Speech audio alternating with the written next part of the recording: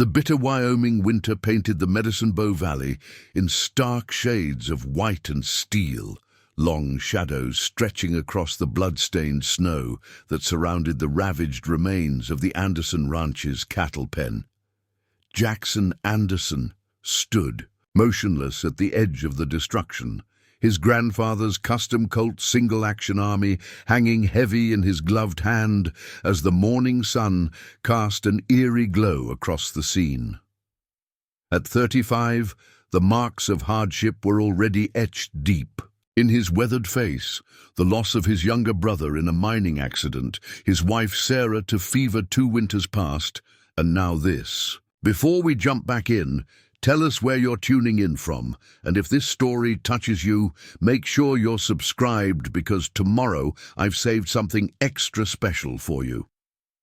The Black Hawk Gang had left their calling card, a black feather, dipped in red paint, nailed to the splintered remains of the pen's gate. Their reputation had grown across 3 territories as they systematically targeted isolated ranches, their pattern evolving from simple cattle rustling to calculated acts of destruction meant to break not just fences, but spirits. Anderson's eyes narrowed as he studied the tracks leading north toward the high country. At least 15 riders, moving fast but not rushing, confident in their impunity. What the Black Hawk Gang didn't know, what no one in the Medicine Bow Valley knew, was that Jackson Anderson wasn't just another struggling rancher. 5 years ago, he'd been known by a different name in the Dakota Territory, Lightning Hand Anderson, the fastest draw west of the Mississippi, the man who'd brought down the notorious Carson brothers in the legendary shootout at Deadwood. He'd come to Wyoming seeking peace, a chance to build something that didn't require a gun. But now, studying those tracks with a professional's eye, he knew that peace was no longer an option. Found something, Mr. Anderson? Young Will Parker came running from the direction of the creek bed, his teenage face flushed with a mix of excitement and anger. They didn't just take the cattle, they poisoned the winter feed stock, dumped something in all the hay storage, even the emergency supplies in the old barn. Anderson nodded grimly, his mind already calculating possibilities. The Black Hawks weren't just stealing, they were trying to ensure any surviving cattle would starve before spring. This wasn't random brutality, it showed planning, military precision. His instincts, honed through years of tracking outlaws, told him these weren't common rustlers. Someone with training was calling the shots. Through the crisp morning air came the sound of approaching hoofbeats. Mason Reed, Anderson's nearest neighbor and the valley's unofficial spokesman, appeared through the swirling snow. The older man's face darkened as he took in the destruction. Same as the Thompson place last week, he said grimly. And Wallace spread before that. But this, he gestured at the poisoned feed, this is new, they're escalating. How many cattle did they get? Reed asked, his breath forming clouds in the frigid air. 40 heads of prime breeding stock, Anderson replied evenly, plus the 2 young bulls I brought in from Colorado. But that's not what concerns me. He pointed to a series of marks in the snow, deliberate patterns that most would miss. See how they positioned their horses during the raid? Standard cavalry formation. And these timing marks here, they coordinated their movements with military precision. Reed's expression grew troubled. You seem to know a lot about military tactics, Anderson. I fought in the war, he replied simply, letting Reed draw his own conclusions. No need to mention his years hunting outlaws, or the real reason he recognized. These patterns. More importantly, I know who we're dealing with. Their leader, he's not just some bandit. These formations, the timing, the psychological warfare with the poisoned feed, this has Nathan Blackhawk written all over it. Reed's face paled slightly at the name. Colonel Nathan Blackhawk? The one who led the massacre of civilians in Tennessee? Anderson nodded grimly. After the war, he took his most loyal men and turned to outlawry, but he never stopped thinking like a military commander. Every raid, every act of destruction, it's all part of a larger strategy. Will Parker, who had been listening intently, spoke up. "But why target our valley specifically? There are richer ranches further south." "Location," Anderson replied, his eyes scanning the surrounding ridges with professional assessment. "The Medicine Bow Valley is perfectly positioned, controls access to 3 major cattle trails, close to the railroad, and plenty of hidden valleys for storing stolen herds. Black Hawk's not just stealing cattle, he's trying to establish a permanent base of operations," Reed cursed softly. "Sheriff Matthews won't help. Ever since his deputy was found dead last month, he's been claiming he doesn't have the manpower to patrol outside of town." "The sheriff's not just short-handed," Anderson said quietly. "He's afraid. Black Hawk's men didn't just kill his deputy. They left him displayed as a warning. Military psychological operations. Break the local law enforcement's will to resist." Cold wind whipped through the valley as Anderson studied the tracks again. His trained eye picked up details others would miss. The way certain horses were led by experienced riders, how the stolen cattle were driven with practiced efficiency. These weren't random bandits. This was a coordinated military operation disguised as ordinary rustling. "Will," Anderson called to the young ranch hand, "ride into town. Telegraph Edward Anderson in Deadwood. Just 3 words. Jackson needs you." As the boy rode off, Anderson turned to Reed. "I'll need to know everything about Black Hawk's previous raids, patterns, timing, any details people noticed." Reed nodded, understanding dawning in his eyes. "You're not planning to just report this to the marshal's office, are you?" Anderson checked his grandfather's Colt with practiced efficiency. "Black Hawk's men are professionals. They're counting on facing scared ranchers and intimidated lawmen. Time to show them they've made a serious miscalculation." Through the morning, there came another sound, more riders approaching. Through his field glasses, Anderson spotted 3 men from the Wallace Ranch. Their once friendly faces now showed strain and fear. Frank Wallace, the eldest, reined up with nervous energy. "Anderson, we've been talking with some of the others. Black Hawk's offering to buy out any rancher willing to sell. Says he'll pay fair market value plus extra for, as he puts it, avoiding unfortunate accidents." Anderson studied the Wallace brothers carefully. Good men once, before fear had started working on them. "And what did you tell him?" We're considering it," Frank admitted, not meeting Anderson's eyes. "You've seen what they do to those who resist. The Thompson place, the poisoned feed here. A man has to think of his family." "I understand thinking of family," Anderson replied, his voice carrying an edge that made the Wallace brothers shift uncomfortably.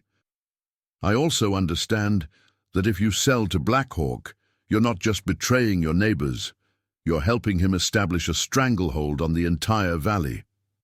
The Wallace brothers didn't stay to argue, spurring their horses into a hasty retreat. Anderson watched them go, his mind already shifting to the larger strategic picture. Black Hawk was playing a sophisticated game, using terror to soften resistance, while offering seemingly reasonable alternatives to those willing to cooperate. It was a technique Anderson had seen before, during the war and in his years tracking outlaws.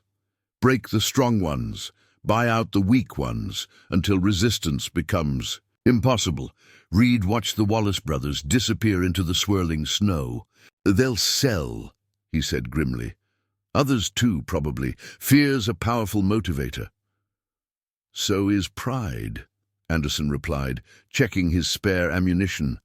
"And dignity, and the knowledge that some things, once lost, can never be recovered." He turned to Reed, his voice taking on a quiet intensity. "I need you to spread the word, quietly. Tell people to watch for strangers in town, especially ones asking too many questions. Black Hawk will have scouts assessing the valley's defenses, looking for weaknesses." "You sound like you're preparing for a war," Reed observed. Anderson's thin smile held no humor. Black Hawk already started one. He just doesn't realize yet that he picked the wrong valley to conquer. His eyes scanned the horizon with professional assessment. He's used to facing ordinary ranchers, men who can be intimidated or bought. Time to remind him why some reputations are built on more than just violence. As Reed rode off to spread the word, Anderson began his preparations. In the hidden cellar beneath his barn lay a weapons cache he'd hoped never to use again. Not just guns, but detailed notes on military tactics, counterinsurgency techniques, and the psychological warfare methods he'd learned hunting outlaws. In the Dakota Territory, the Anderson family name wasn't legendary just for speed with a gun, but for understanding how men thought and moved in the crucial moments before violence erupted. Through the barn's dusty window, Anderson spotted Rachel Thompson, daughter of the valley's newspaper editor, riding hard toward his property. She reined up in a swirl of snow, her face flushed with urgency. "They're in town," she reported quickly. "Blackhawk's men are drinking at the Silver Dollar, making a show of it, paying with gold coins, buying rounds for anyone willing to drink." "With them?" Anderson's eyes narrowed. "How many?" "6 that I counted, all wearing those distinctive grey dusters." Their leader, a tall man with a silver-handled Remington, kept asking questions about you specifically, about how long you've been here, where you came from. This was concerning, but not unexpected.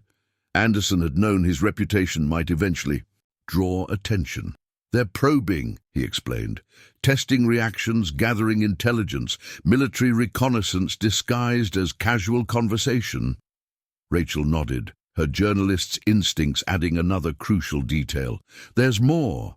My father's been going through old army records, trying to piece together Blackhawk's history. He found something. After Tennessee, Blackhawk didn't just turn outlaw. He spent time in Mexico, training insurgents. He's not just stealing cattle. He's building an army." Anderson absorbed this information with tactical clarity. The poisoned feed, the military precision, the psychological warfare, it all pointed to something larger than simple banditry. Blackhawk wasn't just trying to control the valley. He was establishing a power base for something more ambitious. Through the swirling snow, more riders approached. Benjamin Wade and his sons from the North Valley. The Wades had been among the first families to settle the region, and their word carried weight with the other ranchers. "Anderson," Benjamin called out, his voice carrying decades of authority, "we've been talking. Blackhawk's men, they're not just hitting random targets. They're systematically isolating the valley, cutting off communication routes, targeting anyone who ships cattle independently of their operation." Preparing and narrating this story took us a lot of time, so if you are enjoying it, subscribe to our channel. It means a lot to us. Now back to the story. Anderson studied the older man carefully. "You've figured out their pattern?" Wade nodded. Grimly. "They hit Thompson Place first because Mary Thompson was organizing a cooperative shipping agreement with the railroad. Wallace got targeted after he started talking about building a new spur line to his property. They're not just stealing cattle. They're trying to control all access to the markets." This aligned with Anderson's assessment. Blackhawk was thinking like a military commander, seeking to control key terrain and resources. But this strategic approach would also prove to be his weakness. Military thinking made him predictable to someone who understood its patterns. Inside the barn, Anderson opened a hidden compartment beneath the floorboards. Inside lay not just weapons, but detailed maps of the territory marked with potential, defensive positions, and natural choke points. His years tracking outlaws had taught him to prepare for every possibility. Rachel, who had followed him into the barn, watched with growing understanding. "You're not just a rancher," she said quietly. "The way you analyze their movements, understand their tactics." "The past has a way of finding us," Anderson replied, checking the action on a Winchester rifle. "No matter how far we try to ride from it." Through the barn door, they could hear Wade organizing the other ranchers, his voice carrying natural authority. We need to decide now. Stand together or watch the valley fall piece by piece." Anderson emerged from the barn, his decision made. The winter wind carried the scent of more snow as he made his final checks. Black Hawk's men had left clear signs of their professionalism, but professionalism could become a weakness when facing an opponent who understood its limitations. Military training created predictability, and predictability could be turned against itself by someone who knew how to exploit it. In town, he knew Black Hawk's men were gathering intelligence, assessing the valley's defenses. They were professionals, following established military doctrine. What they couldn't know was that their very expertise would become their greatest vulnerability when faced with someone who understood not just how they fought, but how they thought. The quiet rancher allowed himself a grim smile as he remembered his father's words. "The most dangerous enemy isn't the one who strikes first, but the one who knows how to turn your own strength against you." By tomorrow night, the Black Hawk gang would learn why the name Lightning Hand Anderson had once commanded respect and fear throughout the Dakota Territory, not just for speed with a gun, but for the ability to transform an enemy's certainty into their greatest vulnerability. Dawn painted the Medicine Bow Valley in shades of rose and gold as Jackson Anderson studied the Black Hawk gang's main camp through his father's brass spyglass. They'd established their base at the abandoned Cooper Silver Mine, its elevated position and multiple tunnels providing natural defensive advantages, a professional's choice, revealing more about their leader's military mindset. "They've got sentries posted on all the ridge lines," Will Parker whispered, crouched beside Anderson in their concealed position. "Looks like they're expecting trouble." Anderson noted the guards' positioning, standard cavalry intervals, creating overlapping fields of fire. Professional, but predictable. "They're watching the obvious approaches," he murmured, "not the old game trails." Through his spyglass, he counted 20 men in the camp, more than initially estimated. Among them moved the gang's leader, Nathan Black Hawk himself, instantly recognizable by his distinctive silver-handled Remington and the way he carried himself, a military officer's bearing that no amount of outlawry could erase. "Mr. Wade's back," Will whispered, pointing to movement in the tree line. Benjamin Wade emerged from the shadows, his casual demeanor masking his role as one of Anderson's scouts. The network of local ranchers, tired of Black Hawk's intimidation, had proven eager to help once they realized someone was finally willing to stand against the gang. "Black Hawk's got a supply cache in Murphy's Canyon," Wade reported, settling behind their position.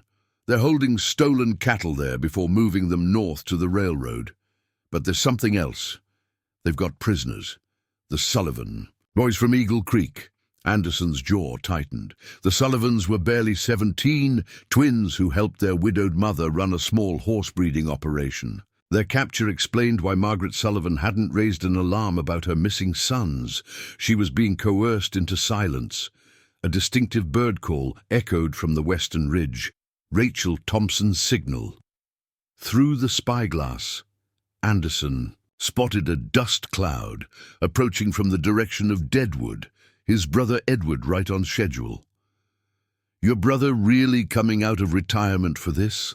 Wade asked, remembering stories he'd heard about Iron Sight Anderson during his own days riding shotgun for the stage line.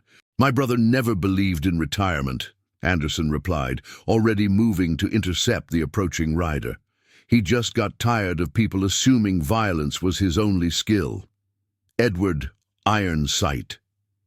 Anderson materialized from the swirling snow, like a ghost from the old days. His gray duster matched Colt's, marking him as someone who'd earned his legends. At 58, his hair might have turned silver, but his eyes remained sharp as a hawk's. "Quite a situation you've found yourself in, little brother," he noted, dismounting with fluid grace. His gaze swept the valley with professional assessment. Military deserters turned bandits, always a nasty combination. They've got training but no honor. Anderson led his brother to their observation post, where Wade and Will tried not to stare too obviously at the legendary gunfighter. "Blackhawk's got the Sullivan twins hostage," Anderson explained. "Change our options." Edward studied the camp through his own spyglass. "Maybe, maybe not. Tell me about their routines." "They rotate sentries every 4 hours, military style. Main force stays in the mine complex during daylight. Smaller groups handle intimidation runs to local ranches. They're organized but predictable, like to hit targets at dawn, using the rising sun to blind defenders. Just like they were trained in the cavalry," Edward nodded. "Blackhawk was an officer before deserting. Men like that can't help falling back on their training. Makes them dangerous but also vulnerable if you know what to look for." Anderson spread out a rough map drawn by Rachel Thompson, showing the network of old mining tunnels that honeycomb the area. The copper mine connects to 3 smaller shafts that were abandoned when the silver played out. Rachel's grandfather was the mining engineer. She knows every tunnel and support beam. Edward's weathered face showed approval. "Blackhawk probably did basic surveys, secured the obvious entrances. But he won't know about connecting tunnels that aren't on official maps. These military types trust papers more than local knowledge." "There's more," Wade added. "My son worked those mines before the war. The main shaft has a weakness. They hit an underground spring during drilling and had to shore it up. Remove the right support beams and the whole thing could flood." Anderson finished. "But we need to get the Sullivan boys out first." The sound of approaching horses interrupted their planning. Through the trees, Anderson spotted Mary Sullivan herself, riding toward their position, her face set with determination. She reined up in a swirl of snow, her voice tight with controlled anger. "Blackhawk sent more men to my ranch," she reported quickly. "They're not just holding my boys. They're using our horse breeding operation to supply fresh mounts for their raids. But that's not the worst part. I overheard them talking. They've sent for reinforcements. 30 more men are coming up from Colorado." Anderson absorbed this information with tactical clarity. Blackhawk was escalating, trying to gather overwhelming force before making his final move to control the valley. But the gang leader's military thinking was also his weakness. He assumed superior numbers and position would guarantee victory. "How long until the reinforcements arrive?" Edward asked, his mind already adjusting their timetable. 3 days, maybe 4 with the snow. Mary's expression showed her understanding of the situation's gravity. "My foreman wants to help. The stables have a cellar with a tunnel that connects to the old church. We used it during the Indian raids 2 summers ago." Anderson studied the map again, seeing how Mary's information changed their tactical options. The town's hidden tunnels, combined with the old mining shafts, created possibilities that Blackhawk's military training wouldn't anticipate. "We need to move before those reinforcements arrive," Wade observed, "but a direct assault on their position would be suicide." Edward Cole's thin smile held decades of tactical experience. "Who said anything about direct? You've got 3 things working in your favor: weather, terrain, and an enemy too confident to look beyond his military training." The old gunfighter began marking positions on the map, his mind working through possibilities that merged his brother's knowledge of the gang with local resources Blackhawk didn't know existed. The plan that emerged was anything but simple frontal assault. "Tom Wade still runs the livery stable?" Edward asked. Anderson nodded. "Says he's been keeping track of which horses Blackhawk's men favor. Says they're creatures of habit. Always choose the same mounts, same tack." "Military training again," Edward noted. "Cavalrymen develop strong preferences about their horses. What else do we know about their habits?" Rachel spoke up, having returned from another scouting run. "They drink at O'Malley's Tavern every 3rd night. Always sit with their backs to the wall, watch the front entrance, but they never pay attention to Sarah O'Malley when she serves them. Her husband was killed in the war. They assume she's harmless."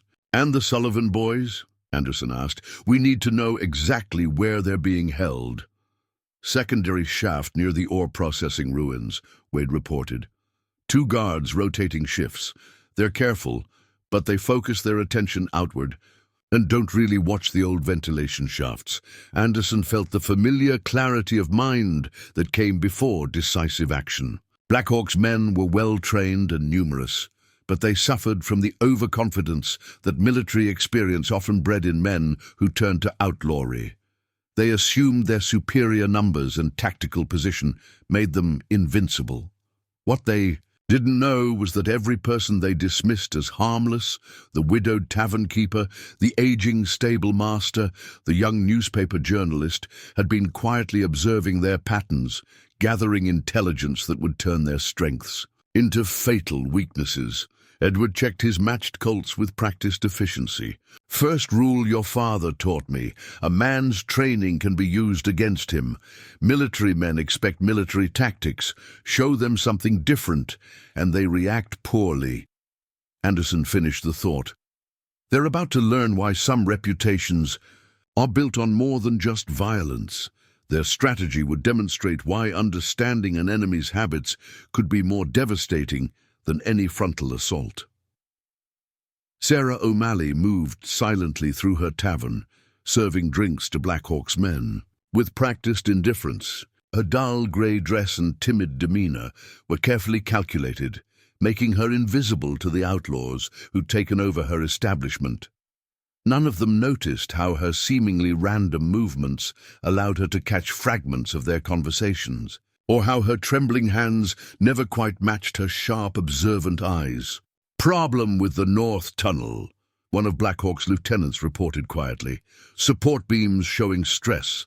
Wilson says we need to reinforce them before the next storm." The gang's leader drummed fingers on his silver-handled Remington.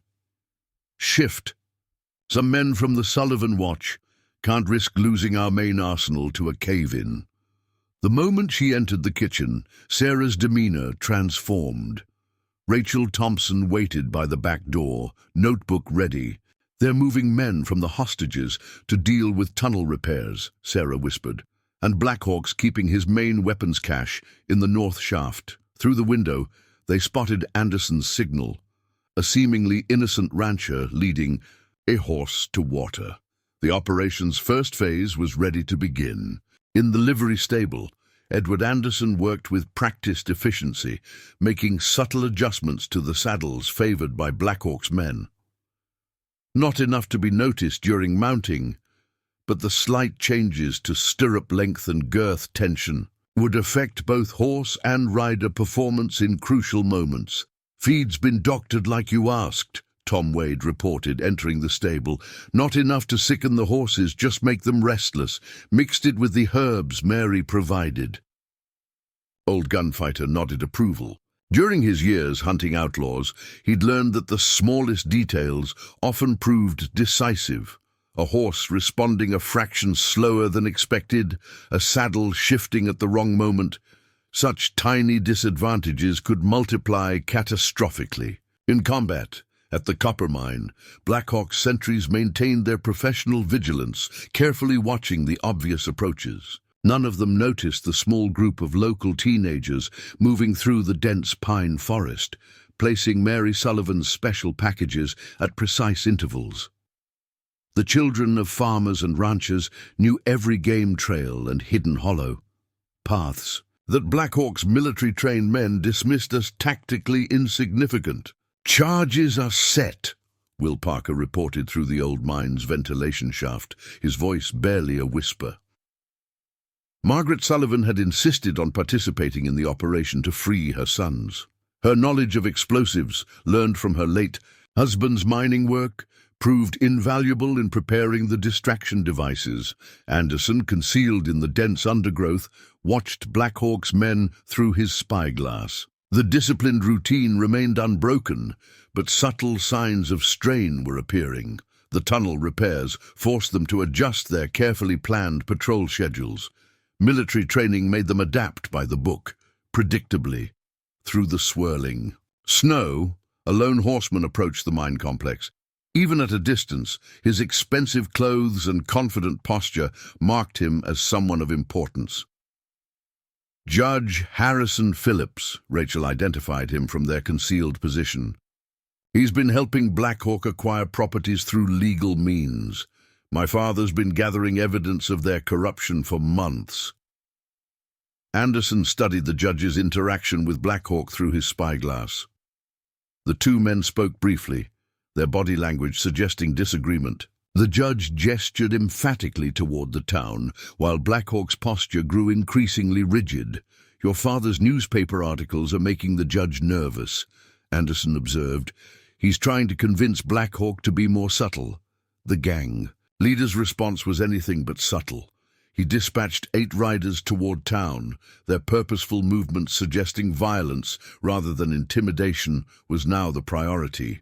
"They're going to burn the newspaper office," Rachel realized, her face paling. "Destroy my father's evidence." "No," Anderson measured, noting the riders' weapons and formation. "They're going to make it look like an accident. Probably the lamp. Oil store next door. Judge Phillips wants deniability, but this development played into their strategy. Anderson gave the signal, 3 sharp bird calls. Along the road to town, Mary Sullivan and her neighbors began implementing their part of the plan. The gang riders found their route complicated by a series of seemingly innocent obstacles.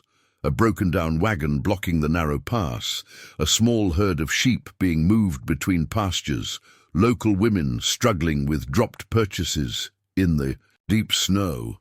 Each delay was minor, but they multiplied, eating away precious minutes of daylight. Meanwhile, the doctored feed began affecting the horses at the mine complex. The animals grew increasingly skittish, responding poorly to their riders' commands. Black Hawk's men, trained to trust their military horsemanship, failed to recognize the pattern in their mounts' deteriorating behavior. Judge Phillips's departure from the mine provided the opening they needed. The moment his expensive carriage disappeared into the swirling snow, Anderson gave the second signal. Margaret Sullivan's carefully placed charges detonated in sequence, creating a cascade of minor explosions that seemed to come from multiple directions. The effect on Black Hawk's military-trained men was immediate and predictable. They responded, exactly as their cavalry background dictated, mounting up to investigate the apparent attacks on their perimeter, splitting their forces to cover multiple approaches. But their horses, unsettled by the doctored feed and adjusted tack, proved less responsive than expected. Several riders struggled to maintain control as their mounts refused to follow commands. The disciplined response they drilled for dissolved into confusion. "They're dividing faster than expected," Edward observed from his position. "Black Hawk's combat experience is working against him. He's responding to threats by the book, spreading his forces thin." The gang leader had positioned his men to defend against the kind of frontal assault his military training led him to expect. Instead, the seemingly random series of explosions and horse problems created an illusion of multiple threats, forcing him to commit resources in ways that isolated small groups of his men. In town, Sarah O'Malley implemented the next phase. A seemingly accidental fire broke out in her tavern storage room, small enough to be quickly contained, but large enough to draw attention. The 8 riders dispatched to destroy the newspaper office found themselves drafted into a bucket line by the town's women, their original mission delayed by social expectations they couldn't ignore without revealing their true purpose. "Black Hawk's getting reports from multiple directions," Rachel noted, monitoring the signals from their network of observers. "His men can't maintain proper military formations with their horses acting up, and now the town emergency is pulling away his strike force." Anderson watched the gang leader through his spyglass, reading the frustration in his rigid posture. Black Hawk's military experience had taught him to expect and counter conventional threats. The seemingly random series of equipment problems, minor explosions, and civilian complications didn't fit any tactical pattern he recognized. He'll figure it out eventually, Edward warned, checking his matched Colts again. Men like him, when their training fails them, they typically resort to overwhelming force. But by then it would be too late. The first phase of their operation had achieved its primary goal, disrupting the gang's military discipline and forcing them to react to phantom threats. More importantly, it had confirmed their crucial weakness: rigid adherence to cavalry training that assumed enemies would behave according to predictable tactical doctrine. In the mine's secondary shaft, the two guards watching the Sullivan twins found their position increasingly difficult to maintain. The series of explosions demanded investigation, but their orders required maintaining prisoner security. By trying to satisfy both requirements, they compromised their effectiveness at either task. "They're getting sloppy," Margaret Sullivan observed, watching through a concealed opening in the old ventilation shaft. Her sons remained secure, but their guards' attention had shifted outward, focused on potential threats approaching along obvious routes. None of them noticed the small group of local teenagers who'd spent years playing in these mountains, moving through hidden paths that military training dismissed as unsuitable for tactical movement.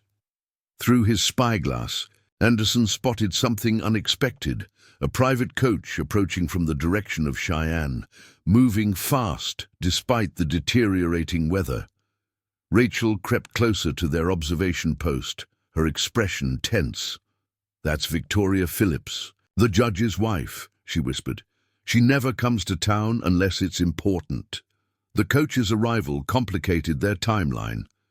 Victoria Phillips was known for her sharp mind and social connections. If she sensed something amiss, she might alert authorities who could interfere with their operation. A flash of movement caught Anderson's eye. One of Blackhawk's sentries had abandoned his post, drawn by the series of distractions. The gap in their security coverage lasted only moments, but Will Parker was already moving through it, swift and silent as a mountain cat. "The boy's got natural talent," Edward observed quietly. "Knows how to use terrain better than most trained scouts."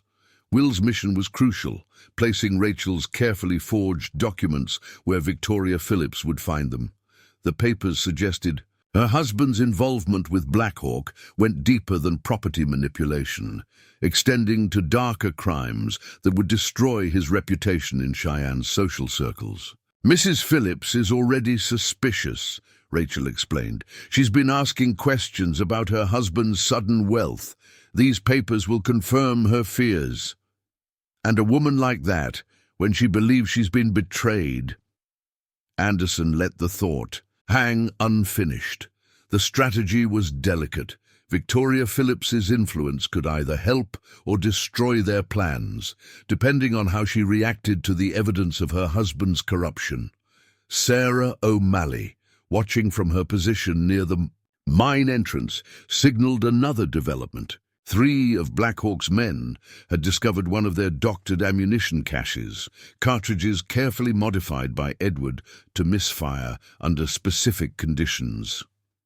"They're testing the rounds," she reported through their signal system, getting suspicious about their equipment problems, but even this played into their strategy. The more time Blackhawk's men spent checking their weapons and gear, the less attention they paid to the teenagers moving through their blind spots, setting up the next phase of deceptions. The winter storm intensified as evening approached, reducing visibility and further complicating the gang's efforts to maintain military discipline. Nature itself seemed to conspire with their plans, the swirling snow making it impossible for Blackhawk sentries to maintain their carefully plotted fields of fire. Anderson gave the signal for the operation's second phase to begin. In the growing darkness, his brother's lessons about turning an enemy's strength against them would prove more valuable than any amount of military training. Through the driving snow, more riders appeared, a group of Blackhawk's men returning from a raid. But something about their movement caught Anderson's experienced eye.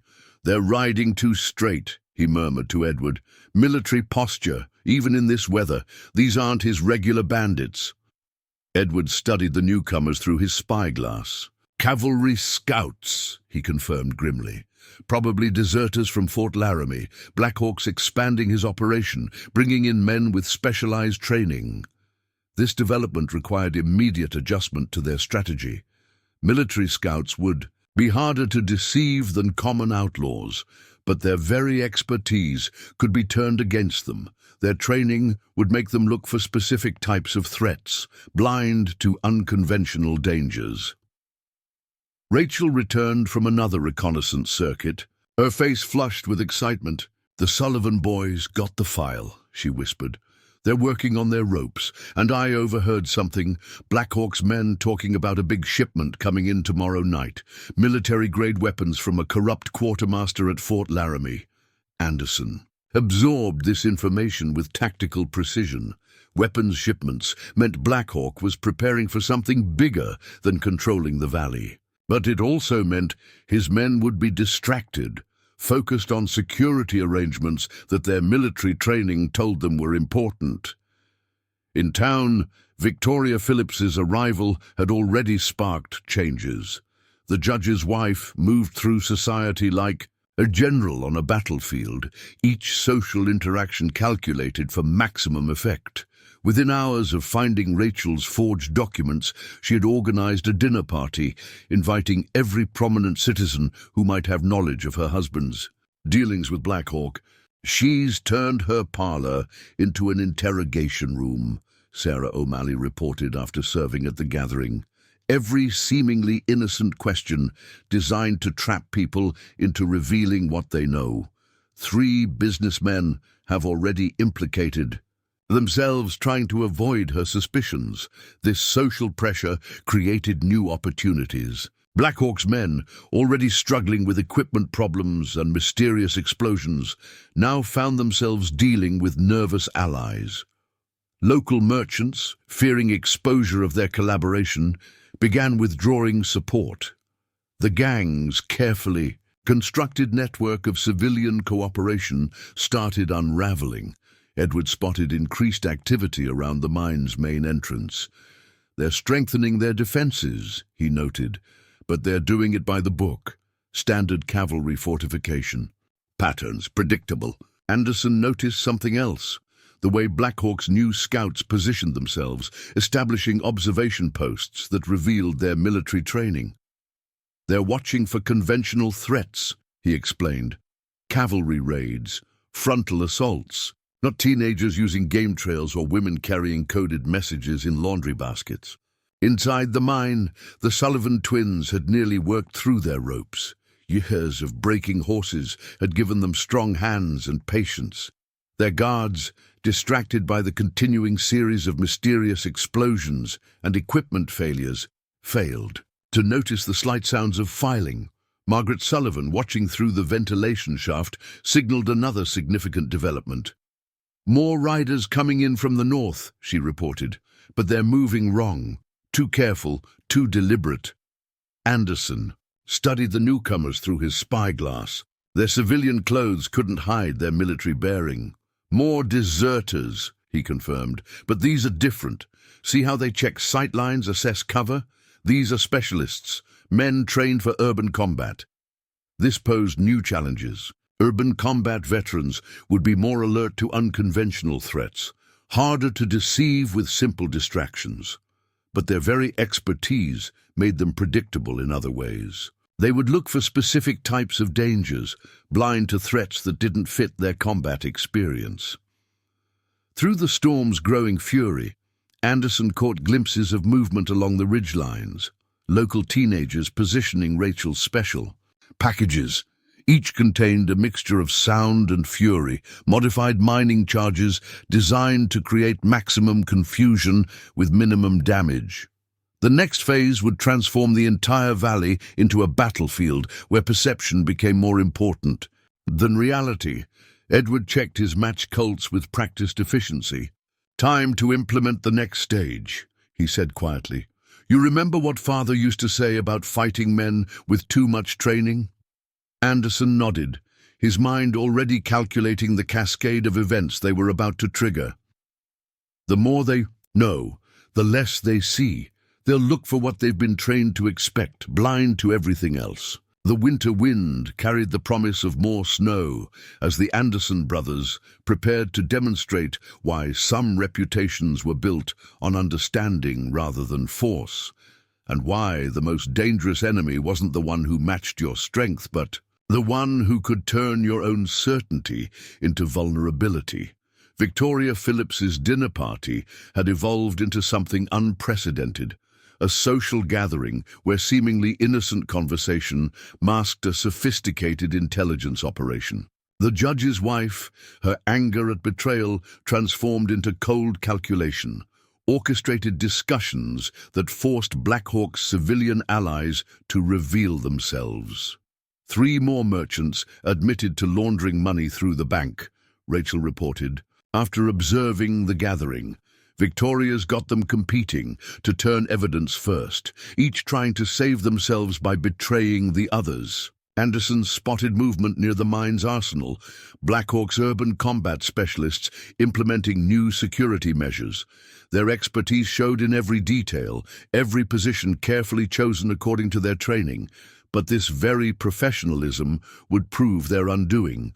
They're preparing for the wrong kind of attack, Edward observed, setting up interlocking fields of fire, hardening defensive positions, military doctrine for repelling an assault force. While our people move through their blind spots, Anderson finished, watching another teenager slip past the sentries, using paths that no military manual would consider viable. A messenger arrived at Victoria Phillips's dinner party, delivering a telegram that changed the dynamic completely. Rachel, positioned near the study window, watched the judge's wife read it with growing alarm. "It's from the governor's office," she reported later. "The railroad company's conducting an audit. They've noticed irregularities in land purchases along the proposed expansion route. This new pressure forced Black Hawk's civilian allies to make crucial decisions. The judge, already struggling with his wife's subtle interrogations, now faced scrutiny from state authorities. His response revealed volumes. He began making hurried visits to local merchants, attempting to clean up the paper trail of his dealings with Black Hawk. "The judge's panic is spreading," Sarah O'Malley observed from her position at the tavern. "Every businessman who dealt with Black Hawk is trying to protect themselves. They're turning on each other, each hoping to be the first to make a deal with the authorities." Meanwhile, at the mine complex, the Sullivan twins had made another discovery. Through the thin wall of their prison, they could hear Black Hawk's specialists discussing the next phase of their operation. Their military expertise, meant to be an asset, revealed crucial details about their plans. "They're not just planning to control the valley," James Sullivan reported through their signal system. "They're establishing a base for something bigger. The weapons shipment tomorrow. It's not just guns. They're bringing in military-grade explosives, enough to level half the mountain." Edward Anderson, processing this intelligence, recognized a pattern. "This matches reports from other territories," he explained. "Black Hawk's not just building a gang, he's creating an army. Each valley he controls becomes a fortress, part of a larger network." Anderson spotted increased activity around the mines. Perimeter, Black Hawk's urban combat specialists implementing new defensive measures. But their expertise betrayed them. Each position they fortified, each sight line they established, revealed their military training to experienced eyes. "They're thinking like soldiers," Edward observed, "preparing for the kind of threats they understand. They've forgotten that not every enemy fights by their rules."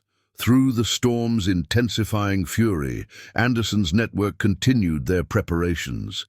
Mary Sullivan's modified charges were now positioned at key points throughout the valley, each placed to create specific effects. Some would simulate cave-ins, others would mimic the sound of multiple attacking forces. Combined, they would transform the entire area into a battlefield where nothing was quite what it seemed. "The urban combat specialists are changing their patrol patterns," Rachel reported after another reconnaissance circuit.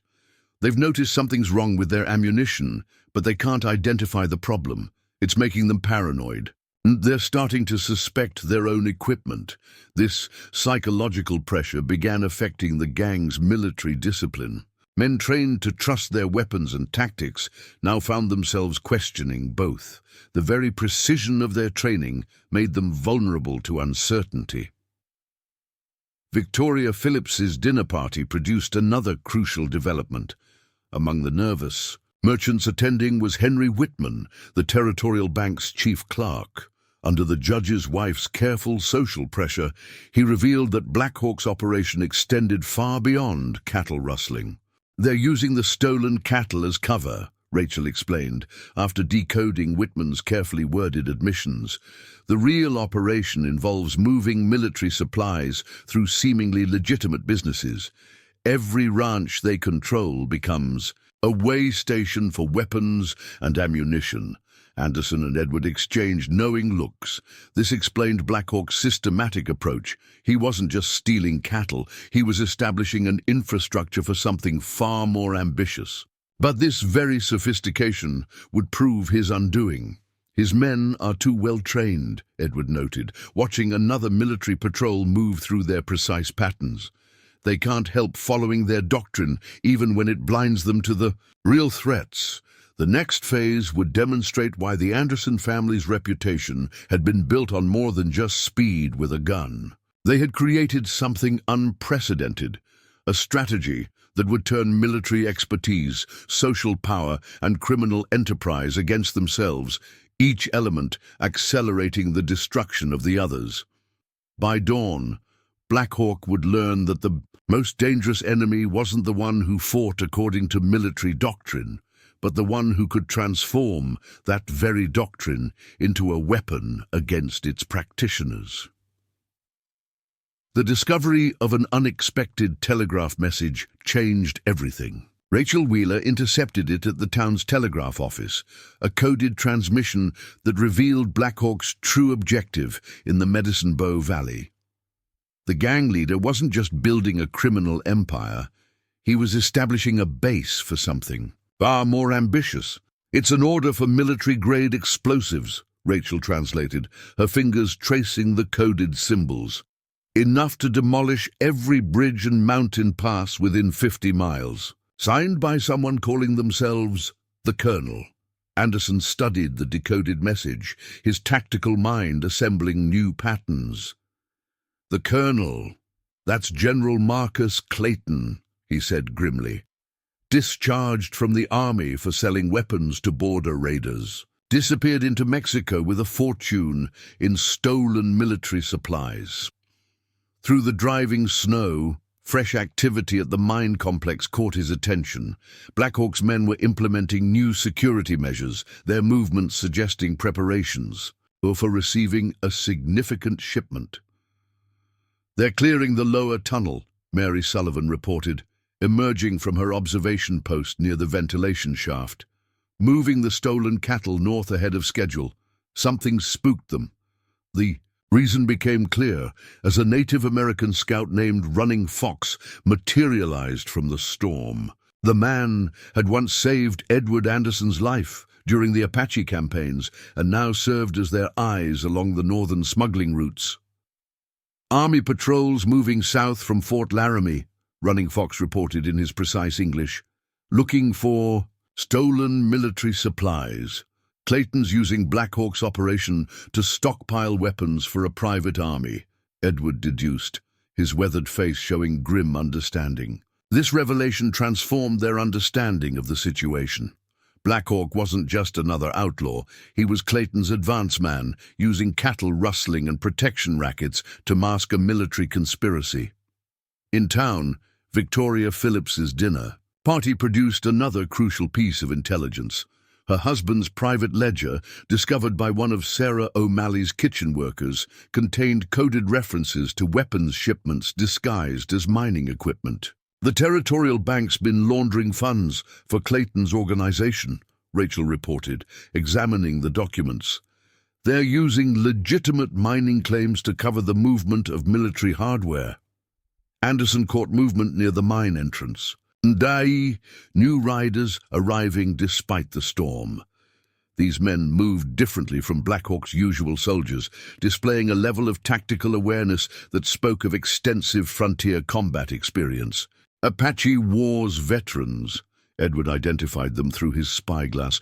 Clayton's calling in specialists. He's not just building an army, he's recruiting men who know how to fight in rough countries. The situation demanded immediate adjustment of their strategy. Anderson signaled the local teenagers to modify their positions. The sawdust packets were redistributed, now targeting specific points that would appear as structural collapse, threatening the weapons cache inside the mine. James Sullivan, still maintaining his cover as a captive, made a crucial discovery. The wall behind him contained a hidden chamber, revealed by the hollow sound of his careful tapping. "Storage space behind the south tunnel," Thomas Sullivan whispered through their signal system. "We can hear them moving heavy crates, metal contents based on the sound." Reverend Daniel Matthews, continuing his apparently innocent visits to the mine, provided confirmation. His keen military eye, honed during his years as an army chaplain, had spotted gun oil stains near the hidden chamber's concealed entrance. The arrival of army scouts added another layer of complexity. These weren't just ordinary cavalrymen. Anderson recognized two of them as former Pinkerton agents who'd worked with his father years ago. "They're here for Clayton, not Black Hawk," Edward deduced, noting their professional interest in weapons intelligence. The War Department must have connected the weapons thefts to the disgraced general. Victoria Phillips proved invaluable once. Again, her dinner party had evolved into an informal command center where seemingly innocent social gossip masked the coordination of multiple investigative threads. "The bank directors are cracking," Rachel reported after another reconnaissance. "Clayton's reputation for eliminating loose ends has them terrified. They're starting to see themselves as potential targets once the weapons are moved." Anderson spotted Judge Phillips making another trip to the mine, his manner suggesting increasing desperation. The man's attempt to save himself by betraying Black Hawk had backfired. He'd implicated himself too deeply in Clayton's larger conspiracy. "He's offering them new escape routes," Running Fox observed from his concealed position. "But he's really showing us their fallback positions." The storm's intensity worked to their advantage in unexpected ways. The heavy snow forced Black Hawks men to continuously clear paths to their sentry positions, the physical labor wearing down their military discipline. More importantly, it provided cover for Sarah O'Malley's people to continue switching their ammunition with carefully crafted duds. "Clayton's specialists are taking control of the operation," Mary Sullivan reported, returning from another observation circuit. "They're implementing frontier warfare protocols, Apache-style security measures." But this actually created new vulnerabilities. The specialists' experience with tribal warfare made them focus on defending against the tactics they knew: guerrilla attacks and direct assaults. They weren't prepared for the multi-layered strategy Anderson and his brother had crafted. Martha Henderson's network expanded its operation, now including the wives and daughters of local ranchers. These women moved freely through the storm, their domestic errands masking the movement of intelligence and supplies.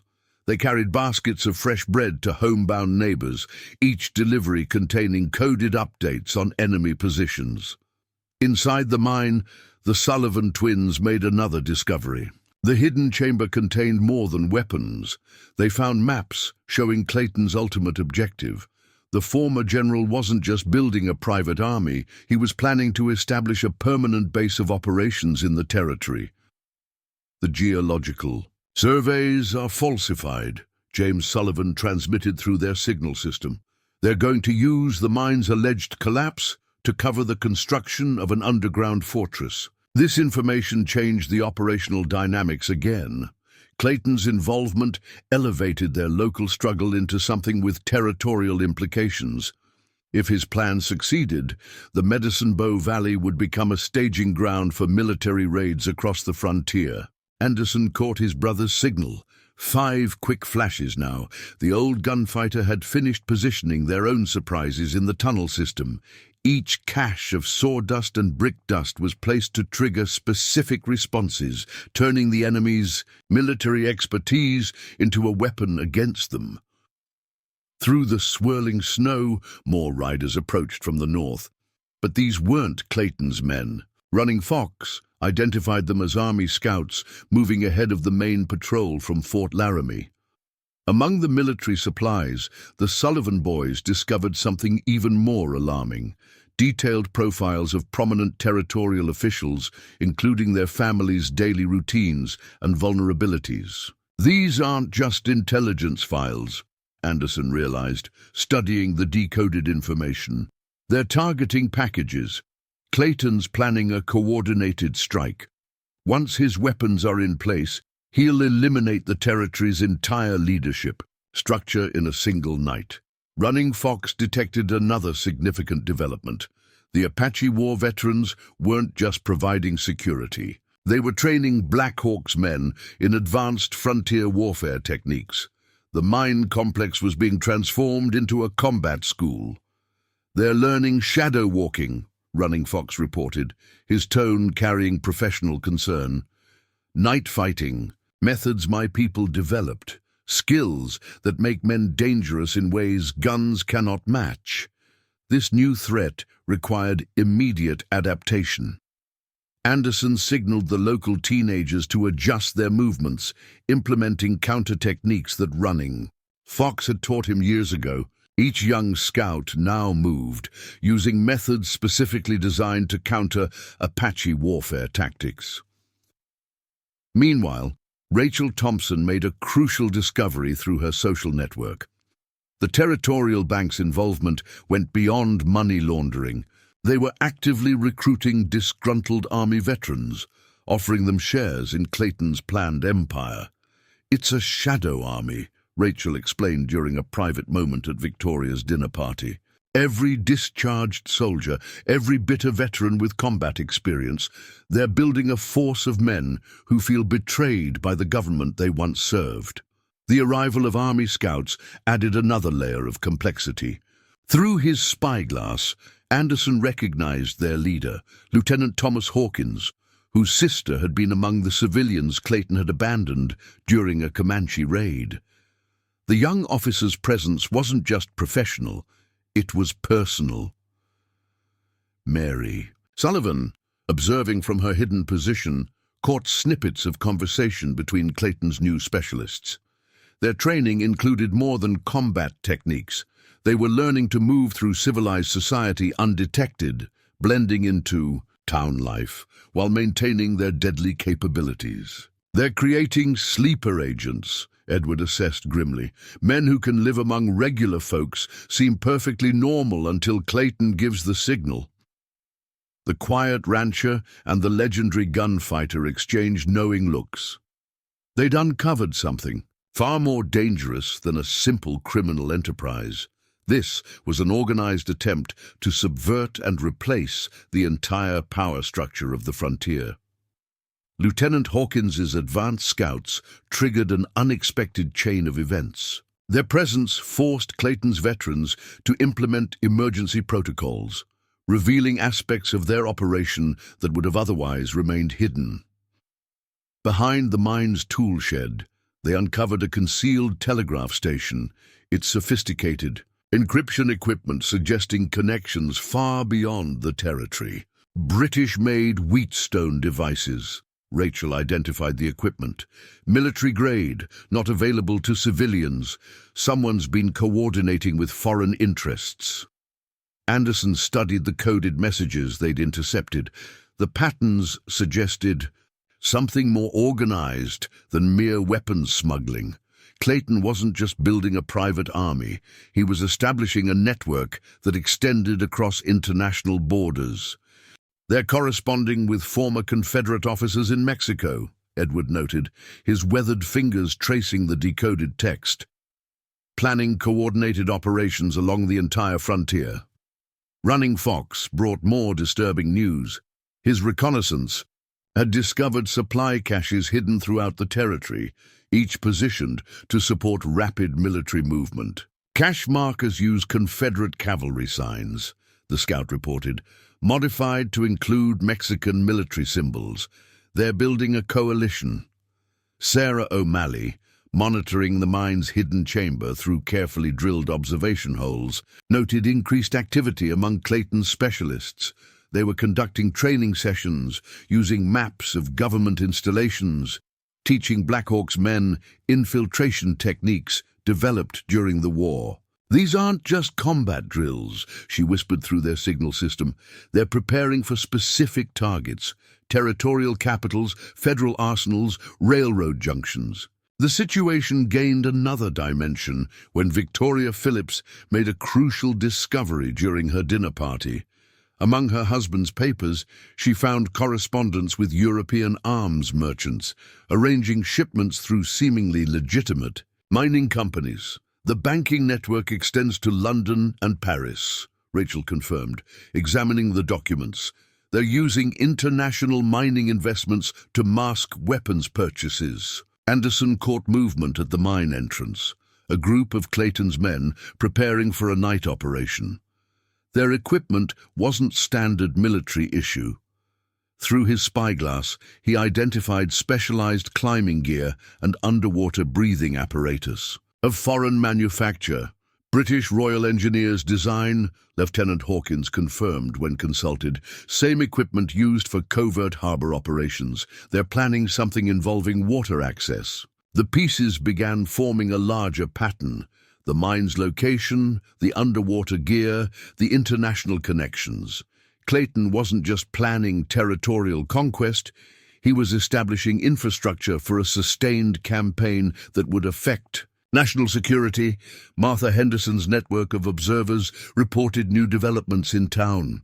Strange equipment was being delivered to seemingly innocent businesses: printing presses capable of producing official documents, specialized inks used in government securities.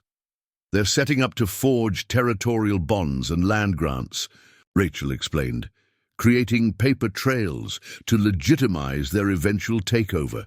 Inside the mine, James Sullivan made another significant discovery. The hidden chamber contained more than weapons and maps. He found detailed dossiers on military commanders across the frontier, including psychological profiles and potential leverage points. "They're planning to suborn key officers," Edward assessed, reviewing the intelligence. "Turn them using combinations of blackmail and ideology. Clayton's building a shadow command structure inside the regular army." Reverend Matthews's continued reconnaissance yielded crucial details about the operation's timeline.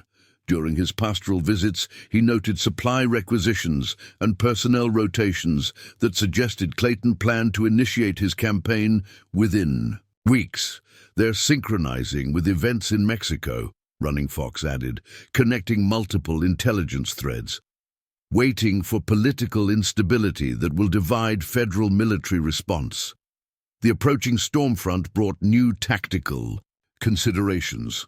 Anderson spotted fresh activity near the mine's defensive positions, Clayton's specialists implementing additional security measures.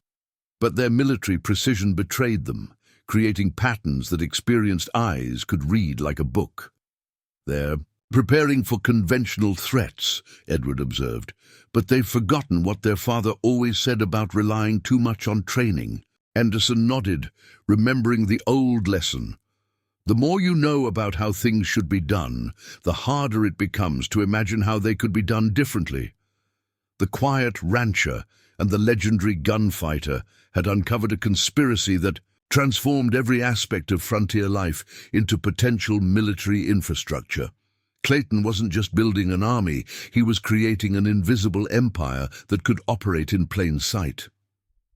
As midnight approached, Anderson initiated the first phase of their counter-operation. Sarah O'Malley's workers began releasing carefully treated smoke into the mine's ventilation system, not enough to cause alarm, but sufficient to make Clayton's men believe their hidden chamber had developed natural gas leaks. The Apache veterans are getting suspicious, Mary Sullivan reported through their signal network. They recognize something's wrong, but can't identify what. The psychological effect was immediate. Clayton's specialists, trained to trust their combat instincts, began second-guessing their own security measures. The apparent environmental threat forced them to adjust their carefully planned rotations. Lieutenant Hawkins's scouts exploited this disruption, moving pieces of evidence out through Martha's teenage network. Each document was photographed by Rachel using the conspirators' own equipment, before being replaced with subtly altered copies. "They won't notice the changes immediately," Rachel explained, developing the plates in the abandoned grist mill. "But when Clayton reviews their reports, the inconsistencies will force him to question his own organization's competence." In town, Victoria Phillips's dinner party entered a new phase. Caroline Walsh, the governor's sister who'd arrived unannounced that afternoon, orchestrated a seemingly innocent card game that forced corrupt officials to maintain multiple false stories simultaneously. The mental strain of keeping their lies straight began showing in subtle tells. "The bank director's breaking," Rachel whispered, noting the man's increasingly erratic behavior. "He's realizing Clayton's operation has compiled enough evidence to destroy him, regardless of outcome." Running Fox brought word of unexpected movement along the northern smuggling routes. Clayton's European contacts had dispatched their own observers, professional intelligence agents masquerading as mining investors. Swiss military attachés, Edward identified them through his spyglass. Same ones who evaluated Confederate artillery during the war. They're here to assess Clayton's operation for potential foreign backing. This development created new opportunities. Anderson signaled Martha's teenagers to modify their positions, ensuring the foreign agents observed carefully staged scenes of organizational dysfunction. Each incident appeared random, but contributed to an impression of operational instability. Inside the mine, James Sullivan implemented the next phase of their strategy. His apparent escape attempt was actually a calculated move to force Clayton's men into revealing their emergency protocols. "They're using Confederate cavalry response patterns," Lieutenant Hawkins noted, watching through his field glasses. "But modified with Mexican Army elements, shows us exactly who's involved in training them." The storm's clearing brought another advantage. Running Fox's network of tribal scouts began moving into position along the high ridges, using traditional hunting signals to coordinate their movements. Clayton's Apache veterans, spotting these signs, would assume hostile tribal activity threatened their operation. Mary Sullivan noticed something crucial during this confusion.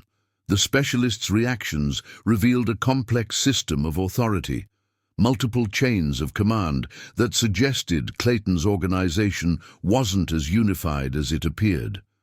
The former cavalry, officers and Apache veterans have different priorities, she reported. They're following separate protocols, creating gaps in their security. Anderson caught movement at the mine entrance, Black Hawk himself emerging to deal with the mounting complications. The gang leader's interaction with Clayton's specialists showed increasing strain. Military discipline was breaking down as different factions pursued conflicting objectives. Rachel's observation of the telegraph office yielded another vital insight. The encrypted messages showed growing distrust between Clayton's American and European connections, each group beginning to question the other's reliability. Through the grist mill's window, Anderson spotted new arrivals at the hotel, civilian-dressed men whose careful positioning suggested military training. But their movements revealed crucial details about their background. Pinkerton agents, Edward identified them. The railway companies must have realized Clayton's plan threatens their interests. They've sent their own investigators. This added another layer of complexity. The Pinkertons would pursue their own agenda, potentially disrupting both Clayton's operation and Anderson's carefully laid plans. But their presence also created opportunities for misdirection. Martha Henderson's network adapted swiftly. Her teenagers began feeding selected information to the Pinkerton agents, carefully crafted to accelerate the growing discord within Clayton's organization. The railway companies can't risk Clayton controlling key transportation routes, Rachel explained after consulting with Caroline Walsh. They'll move against him regardless of the government response. Anderson spotted more activity near the mine's secondary entrance. Clayton's specialists were implementing new security measures, but their haste revealed crucial weaknesses. Each group followed its own tactical doctrine, creating overlapping but incompatible defensive patterns. Sarah O'Malley's position near the ventilation shaft allowed her to observe the resulting confusion. The Apache veterans recognized the flaws in the cavalry officers' plans, but maintained their silence, letting their rivals' mistakes compound. They're protecting their own interests now, Running Fox interpreted their behavior. Preparing for the organization's eventual collapse, Lieutenant Hawkins's scouts reported similar dynamics throughout Clayton's network. Different factions were quietly establishing independent supply lines and escape routes, preparing for potential betrayal. The Reverend Matthews, during his latest pastoral visit, noticed something significant. The European specialists had begun implementing separate communication protocols, using different code systems that revealed their true military affiliations. The codes match specific army units, Rachel decoded. French Alpine Corps, Swiss Mountain Troops, Italian colonial forces. Each group maintains connections to their home commands. Victoria Phillips orchestrated another masterful social maneuver. Her dinner party now included the wives of 3 territorial judges, each carefully selected for their husbands' connections to Clayton's operation. Through seemingly innocent gossip, she extracted crucial details about judicial decisions that had facilitated the conspiracy. The corruption goes deeper than we thought, Rachel reported after analyzing the women's carefully worded conversations. Clayton's been systematically placing his allies in key legal positions across 3 territories. Anderson caught movement along the mine's perimeter, groups of Clayton's men establishing new defensive positions, but their military training betrayed them again. Each national group implemented their own doctrine, creating a patchwork of incompatible tactical systems. The Swiss are fortifying using Alpine warfare methods, Edward observed, while the French apply urban combat doctrine. They're actually creating vulnerabilities by trying to integrate incompatible defensive strategies. Mary Sullivan's latest reconnaissance revealed another crucial detail. Clayton's specialists had begun arguing over ammunition distribution, each group insisting on maintaining separate supplies according to their own military standards. They don't trust each other's quality control, she reported through their signal system. The French won't use Swiss-supplied ammunition. The Italians insist on their own powder specifications. Through the afternoon light, Anderson spotted increased activity at the mine's main entrance. A group of Clayton's European specialists was conducting what appeared to be a routine equipment inspection, but their movements told a different story. They're cataloging everything, Lieutenant Hawkins noted, creating detailed inventories. That's not standard procedure. They're preparing for possible betrayal, documenting every piece of equipment to ensure they can prove what belongs to their respective commands. Sarah O'Malley's network of observers reported a new development in town. The European specialists had begun frequenting different establishments, segregating themselves according to nationality. Each group established its own informal headquarters, creating separate centers of power within Clayton's operation. The quiet rancher and the legendary gunfighter had achieved something remarkable. Their strategy had transformed Clayton's international coalition into a complex web of competing interests that would inevitably destroy itself from within. Each group's attempt to gain advantage over the others served only to weaken the entire operation. "Time to implement the next phase," Anderson said quietly, checking his grandfather's Colt. The setting sun painted the Medicine Bow Valley in deepening shadows as they made their final preparations. Tomorrow would bring violence. There was no avoiding that now, but it wouldn't be the simple kind of violence that Clayton's men understood. The discovery of specialized surveying equipment in the European specialist quarters added another layer to the unfolding drama. The instruments, disguised as standard mining tools, revealed a more ambitious plan. "These are military-grade theodolites," Lieutenant Hawkins explained, examining detailed sketches Rachel had made of the equipment. "Same type used for planning fortifications. They're not just establishing a base, they're mapping the entire valley for strategic positions." Anderson studied the implications with tactical precision. "They're treating this like a military occupation," he observed. "Each European group is preparing to control specific sectors of the territory. Through their network of observers, they learned that the European specialists had begun conducting detailed surveys of local water sources, paying particular attention to reservoir access points. "They're following the Alpine campaign playbook," Edward noted grimly. "Control the water, control the population. Same tactics used in the Swiss mountain wars." Sarah O'Malley's latest intelligence revealed another crucial development. The European specialists had established separate communication centers throughout the town, each using different encryption methods that revealed their true intentions. "The French are coordinating with naval assets in the Pacific," Rachel reported, decoding intercepted messages. "The Swiss are establishing supply lines through Canada. The Italians are arranging weapons shipments through Mexico. They're all preparing for long-term occupation." Victoria Phillips's dinner party produced unexpected revelations when Judge Harrison Matthews, loosened by wine and anxiety, revealed a separate set of legal documents hidden in his hunting lodge.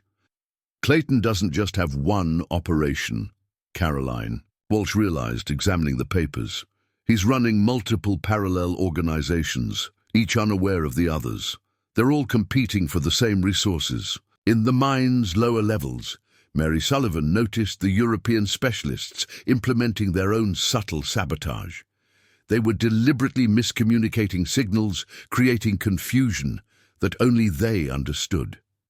They're positioning themselves to take control when Clayton's command structure fails, Running Fox interpreted, using the organization's complexity against itself.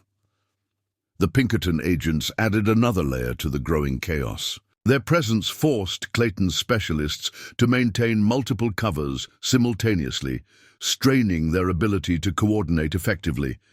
A telegram from the territorial capital brought new complications. The governor's office had dispatched a special investigator, a man known for uncovering military corruption after the war. Marcus Fleming, Edward identified him. He broke the Fort Laramie conspiracy last year. Clayton's men will have to be even more careful now, maintain even more elaborate deceptions. Anderson spotted increased activity around the mine's communication center. The European specialists were attempting to modify their telegraph operations while preserving essential intelligence, but their efforts revealed telling patterns. Each group is prioritizing different information, Lieutenant Hawkins noted. What the French consider crucial intelligence, the Swiss are frantically destroying. Martha Henderson's network adapted swiftly to these new developments. Her teenagers began tracking the movement of destroyed documents, piecing together crucial details. From discarded fragments, the special investigator's involvement created another unexpected advantage. His authority forced Clayton's specialists to maintain diplomatic courtesy while simultaneously trying to conceal evidence of international espionage. They're trapped by protocol, Caroline Walsh observed after monitoring several interactions. Can't risk diplomatic incidents by obstructing a federal agent, but can't allow unfettered access to their operation. Mary Sullivan noticed how these pressures affected the organization's internal dynamics. The specialists' attempts to protect national interests while maintaining their coalition created impossible contradictions. Different groups are establishing independent fallback positions, she reported, but their choices reveal military doctrines that identify their true affiliations.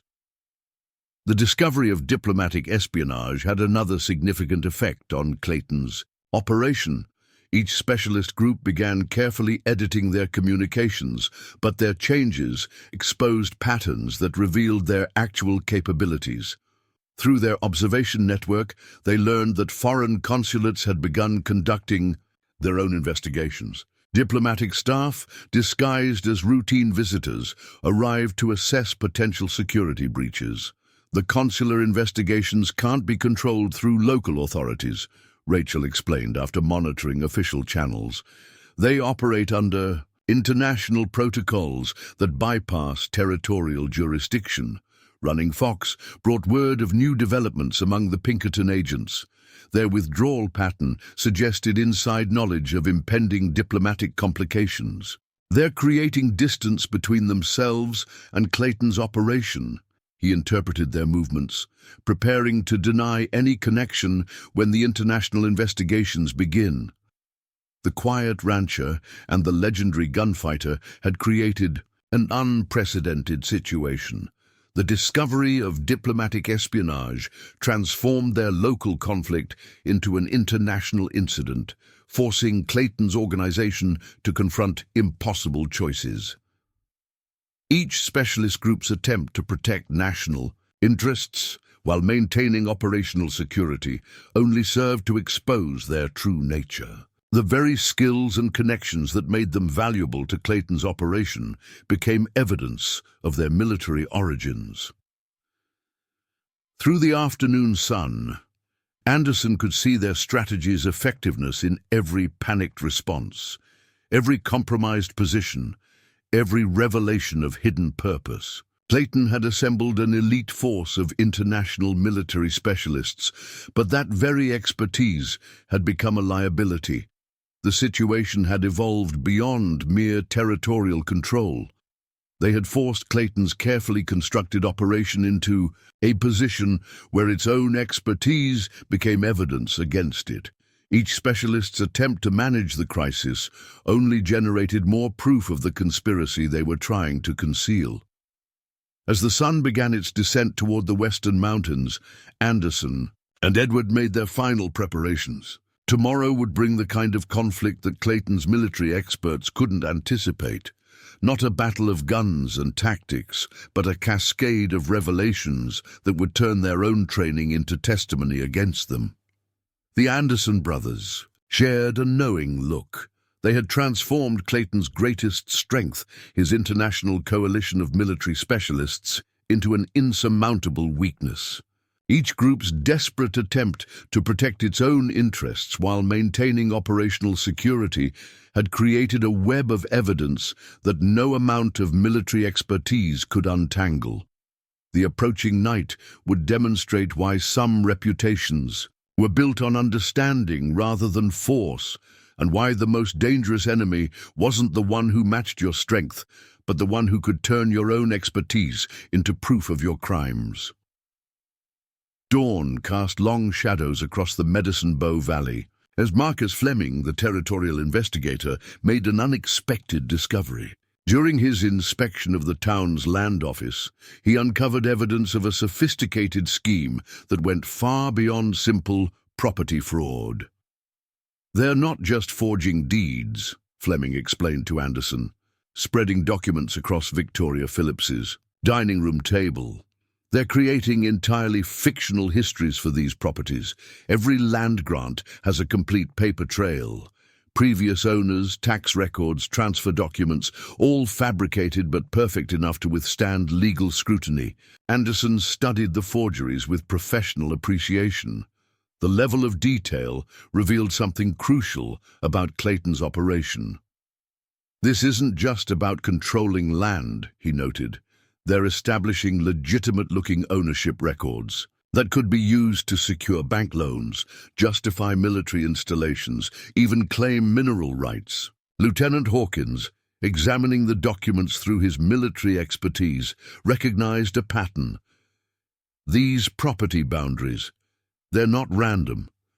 When you map them together, they form a network of strategic positions. High ground, water access, transportation routes.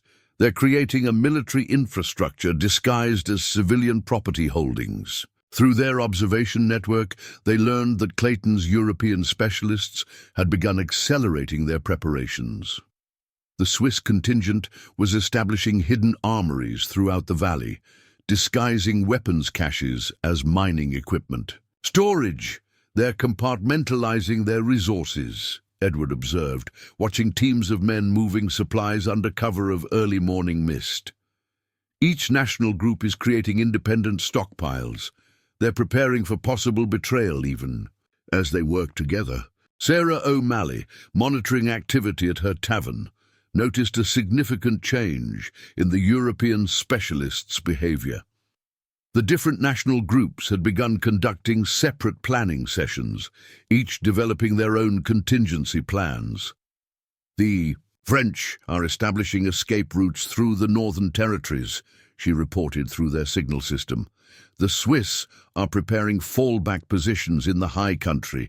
The Italians are securing paths to the Mexican border. Caroline Walsh, using her social connections, discovered another layer of Clayton's operation. The territorial bank wasn't just laundering money, it was creating a shadow financial system. They're establishing credit lines with European banks, Rachel explained, analyzing documents Walsh had obtained. Using the forged property records as collateral, when they seize control, they'll have immediate access to international funding. Running Fox brought word of new developments along the smuggling routes. His scouts had detected unusual movement patterns among Clayton's supply teams. They're building hidden stockpiles, the native scout reported. Not just weapons and ammunition, medical supplies, preserved food, winter clothing. They're preparing for long-term occupation, but each national group is creating separate caches. Anderson spotted increased activity near the mine's main entrance. A group of Clayton's men was implementing new security measures, but their methods revealed crucial details about their training. Look at how they're positioning their guards, Edward noted. The Swiss use Alpine warfare doctrine, high observation posts, overlapping fields of fire. The French prefer urban combat tactics, multiple fallback positions, covered approaches. They're creating a defensive system that's tactically sophisticated but organizationally vulnerable. Fleming's investigation produced another significant discovery.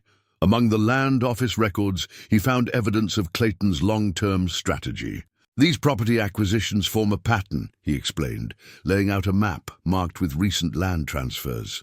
They're establishing control over every major water source in 3 territories. Whoever controls the water in this country controls everything. Mary Sullivan, observing from her position near the mine's ventilation system, reported new tensions among Clayton's specialists. The different national groups had begun arguing over tactical priorities. The Swiss want to fortify the high ground, she whispered through their signal network. The French are focused on controlling the town. The Italians insist on securing the southern escape routes. They're starting to see each other as potential threats. Victoria Phillips orchestrated another masterful social maneuver.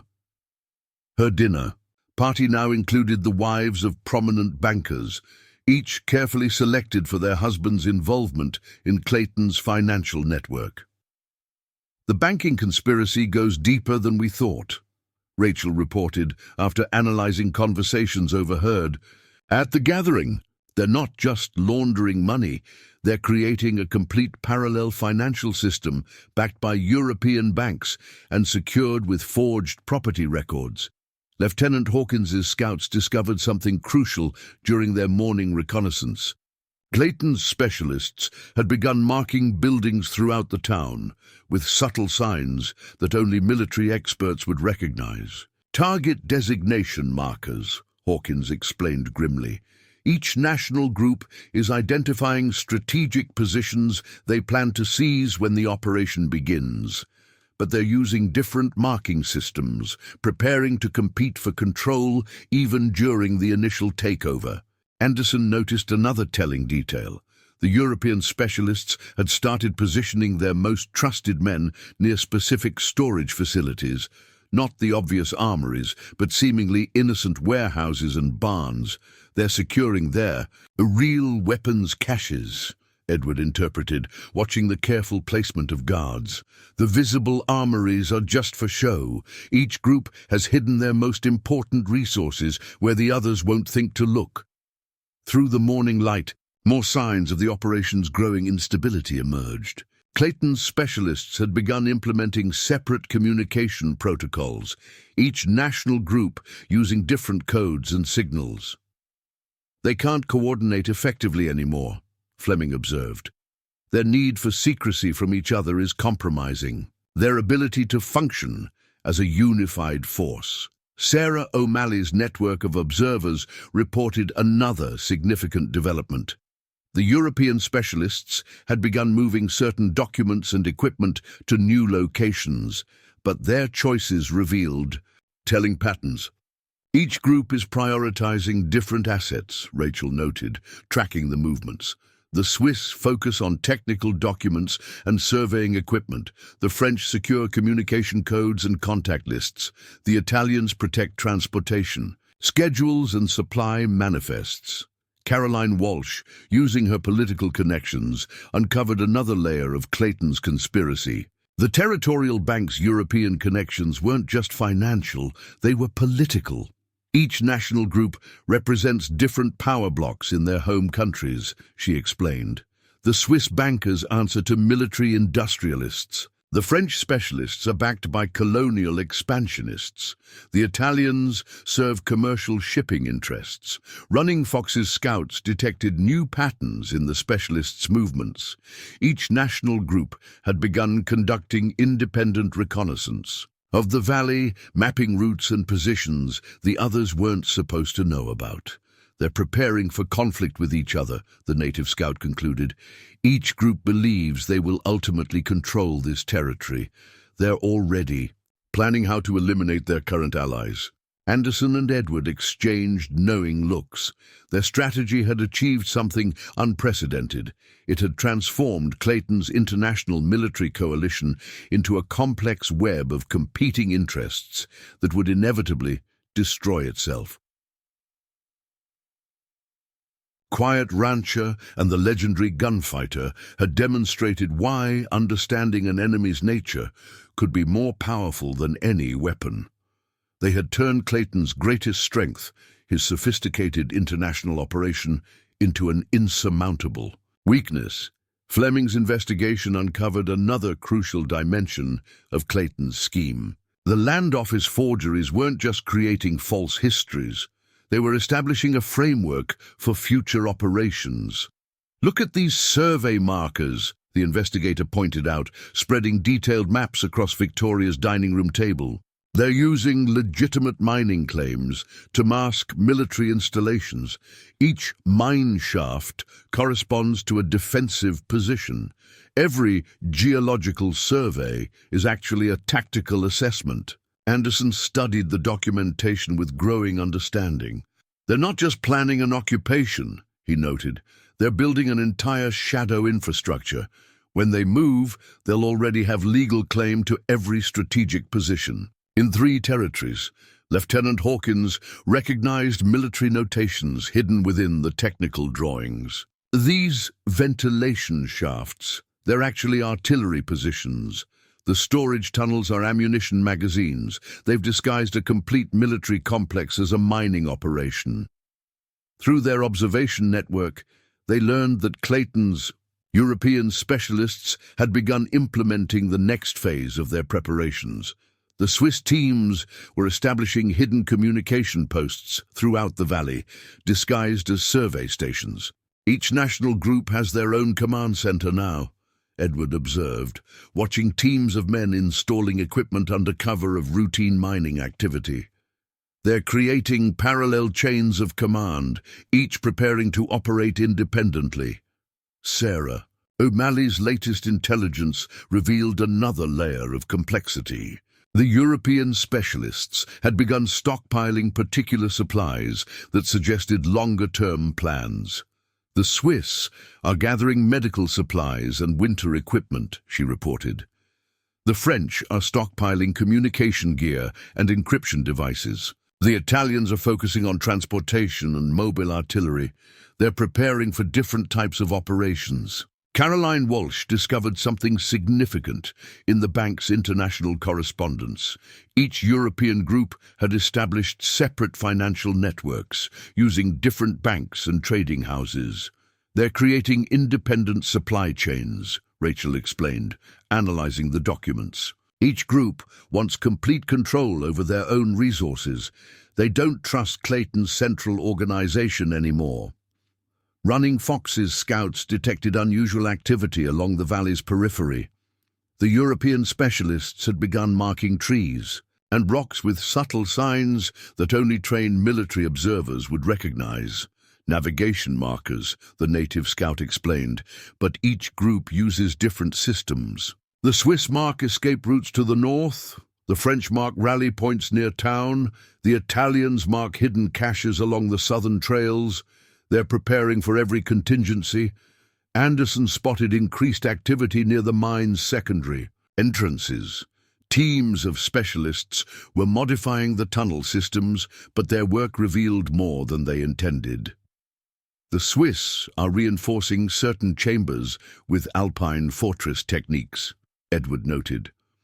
The French are creating urban warfare positions, interlocking fields of fire, multiple escape routes. The Italians are establishing mobile defense positions. They're fortifying against each other as much as outside threats. Fleming uncovered another significant element of Clayton's strategy. The forged property documents weren't just establishing ownership. They were creating a legal framework for military occupation. These mining claims give them authority to restrict access, maintain armed security, even build private roads, he explained. When they move, they'll have paperwork justifying every aspect of their operation. Mary Sullivan, observing from her concealed position, reported growing tensions between Clayton's specialists. The different national groups had begun restricting access to their respective areas. They're implementing separate security protocols, she whispered. Each group requires special passwords and identification. They don't trust each other's men anymore. Victoria Phillips's careful social maneuvering produced another crucial insight. During her dinner party, the wife of a European banking representative revealed details about the operation's financial structure. Each national group has their own financial backers, Rachel reported. The Swiss are funded by arms manufacturers, the French by colonial investment firms, the Italians by shipping cartels. They all have different expectations about how this territory will be exploited. Lieutenant Hawkins's scouts discovered something alarming during their morning patrol. The European specialists had begun establishing separate armories throughout the valley, each carefully concealed and heavily guarded. They're dividing the weapons shipments, Hawkins explained. Each group wants direct control over their own arsenal. They're preparing for possible conflict with their supposed allies. Anderson noticed another telling detail. The specialists had started positioning their most reliable men at key points throughout the valley, not just for security, but for future control. Each group is placing observers near critical resources, Edward interpreted, Water sources, telegraph offices, transportation hubs, they're mapping out territories for eventual partition. Through the morning light, more evidence of the operation's fragmentation emerged. The European specialists had begun implementing separate training programs, each group instructing their men in distinct military doctrines. They're not even pretending to be a unified force anymore, Fleming observed. Each group is preparing their men for different types of operations. The Swiss train for mountain warfare, the French for urban combat, the Italians for mobile operations. Sarah O'Malley's network reported another significant development. The specialists had begun establishing separate intelligence networks, each group cultivating their own local informants. They're building competing information systems, Rachel noted. Each group wants their own sources, their own verification methods. They don't trust intelligence shared through Clayton's central organization. Caroline Walsh uncovered another layer of the conspiracy through her political connections. The European groups weren't just military units, they represented different political factions. The Swiss answer to industrialists who want to control mineral resources, she explained. The French serve colonial administrators planning territorial expansion. The Italians represent commercial interests seeking trade route control. Running Fox's reconnaissance revealed new patterns in the specialists' activities. Each group had begun fortifying different sectors of the valley, creating distinct zones of control. They're establishing territories, the scout concluded.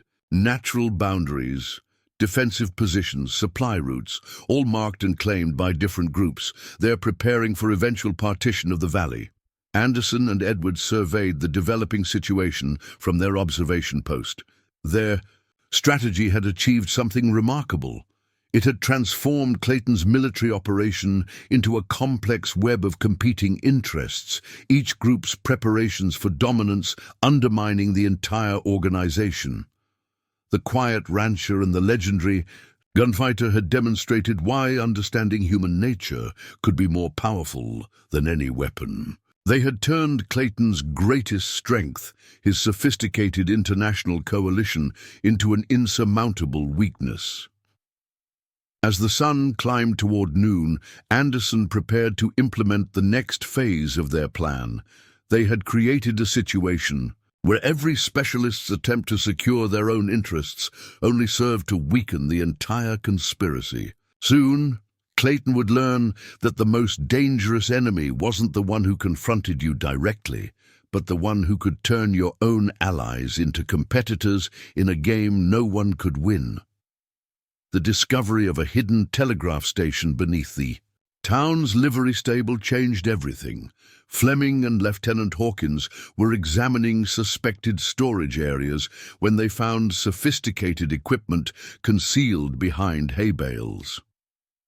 "This isn't just for communication," Fleming noted, studying the apparatus. "It's a complete surveillance center. They've been monitoring every telegraph message in 3 territories." But the real revelation came from Rachel's analysis of the station's logbooks. "They haven't just been intercepting messages," she explained, decoding the records. "They've been manipulating them, changing shipping orders, redirecting supplies, altering military patrol schedules. They've been orchestrating accidents and supply shortages to destabilize the entire region." Anderson studied the implications with tactical precision. "Creating artificial crises," he observed, "making the territory appear ungovernable to justify military intervention." Edwards spotted something significant in the communication logs. These interruptions in military patrols, they perfectly matched the timing of major cattle raids. Every time law enforcement was mysteriously redirected, Clayton's men struck undefended ranches. Through their observation network, they learned that Clayton's operation had been systematically undermining territorial authority. The Swiss specialists had been sabotaging mining operations, making them appear unsafe. The French teams engineered transportation accidents that disrupted commerce. The Italian groups orchestrated livestock diseases that threatened the cattle. Industry? They're attacking the territory's foundation, Lieutenant Hawkins realized. Economy, transportation, security, systematically destroying public confidence in local government. Sarah O'Malley's latest intelligence revealed how deep the conspiracy reached. Her network discovered that Clayton's specialists had infiltrated every level of territorial administration. They've placed men in land offices, tax collection, even judicial clerks, she reported. Every government function has been compromised, ready to facilitate their takeover. Caroline Walsh uncovered another layer of the operation through her political connections. The European specialists weren't just preparing for military occupation, they were establishing shadow governments. Each national group has assembled a complete administrative system, Rachel explained, analyzing documents Walsh obtained. Tax collectors, judges, property assessors, all trained and ready to replace existing officials. Running Fox's scouts detected unusual activity along the territory's borders. Clayton's men were systematically mapping every trail, stream, and mountain pass. They're not just planning invasion routes, the native scout reported. They're preparing to isolate the entire region, control all movement in and out. Anderson noticed increased activity around the mine complex. Teams of specialists were modifying the tunnel systems in ways that revealed their true purpose. They're not expanding mining operations, Edward noted. They're creating a military command center, underground barracks, ammunition storage, even a hospital wing. They're building a fortress disguised as a mine. Fleming's investigation produced another crucial discovery. Among the telegraph station's documents, he found evidence of an even more ambitious plan.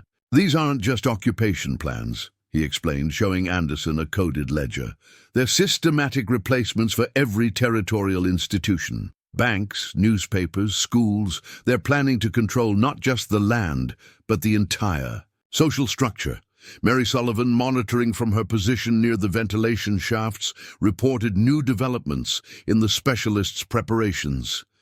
They're conducting rehearsals, she whispered through their signal system. Each national group practices different scenarios: how to seize key buildings, neutralize local leadership, establish immediate control, but they're planning to target different priorities. Victoria Phillips's careful social maneuvering revealed another critical aspect of Clayton's strategy. During her latest dinner party, she extracted crucial information from the wife of a European banking representative. The financial takeover is already underway, Rachel reported. They've been quietly buying controlling interests in territorial banks, using loans secured by the forged property deeds. When they move, they'll control not just the land, but all the money too. Lieutenant Hawkins' scouts discovered something alarming during their afternoon patrol. The European specialists had begun marking buildings throughout the town with nearly invisible symbols. Target designation codes, Hawkins explained grimly, but each national group uses different markings. Some buildings have multiple symbols, different groups planning to seize the same targets. Anderson studied these conflicting markers with growing understanding. Clayton's specialists were already competing for control of key positions, each group planning to outmaneuver the others when the operation began. Through the afternoon light, more evidence of the coming conflict emerged. The European teams had started positioning men near strategic locations, but their choices revealed competing priorities. The Swiss focus on high ground and water sources, Edward observed. The French prioritize government buildings and communication centers. The Italians concentrate on transportation hubs and supply warehouses. They're preparing to fight each other for control. Sarah O'Malley's network reported another significant development. The specialists had begun approaching local business owners, offering protection under their respective authorities. Each group promises different benefits, Rachel noted. The Swiss offer financial partnerships, the French propose colonial trade, connections, the Italians suggest shipping advantages. They're trying to establish separate power bases. Caroline Walsh uncovered another layer of the conspiracy through her political sources. The European groups weren't just planning military occupation. They were establishing competing economic systems. The Swiss want to control mining and banking, she explained. The French plan to establish colonial administration. The Italians aim to dominate transportation and trade. They're dividing the territory's resources before they even control them. Running. Fox's reconnaissance revealed new patterns in the specialists' activities. Each group had begun establishing separate relationships with local tribes. They make different promises, the scout reported. The Swiss offer weapons and training. The French propose territorial autonomy. The Italians suggest trade partnerships. They're trying to secure native allies against each other. Anderson and Edward surveyed the increasingly complex situation from their observation post. Their strategy had achieved something unprecedented.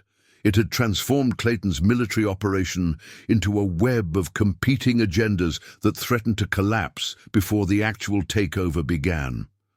The hidden telegraph station yielded another crucial discovery. Beneath the floorboards, Fleming found a series of coded maps that revealed the full scope of Clayton's operation. These aren't just plans for the territory, Fleming explained, spreading the documents across Victoria's dining room table. They show military installations across 5 states. Clayton's building a private army disguised as a security force for mining operations. Rachel's analysis of the maps revealed something even more disturbing. Each European group has different versions, she noted, comparing the documents. The Swiss maps show fortified mining complexes. The French versions mark colonial administrative centers. The Italian copies highlight transportation networks. They're planning to partition the entire frontier. Anderson spotted a pattern in the overlapping plans. They're not just competing for control, he observed. They're positioning themselves to eliminate each other once the takeover begins. The telegraph logs revealed another layer of Clayton's strategy.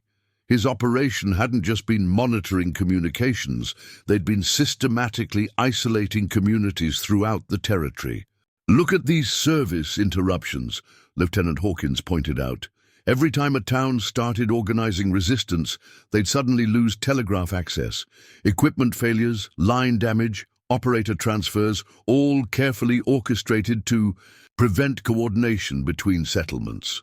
Through their observation network, they learned that Clayton's specialists had been implementing this isolation strategy in other ways. The Swiss teams engineered mining accidents that closed crucial roads. French operatives created livestock health scares that restricted cattle movement. Italian groups manipulated rail schedules to disrupt normal trade patterns. They're creating artificial boundaries, Edward noted, dividing the territory into manageable sectors before they even take control. Sarah O'Malley's latest intelligence revealed how the specialists plan to maintain this control. Her network discovered training programs hidden within seemingly innocent social organizations. They're establishing parallel law enforcement, she reported.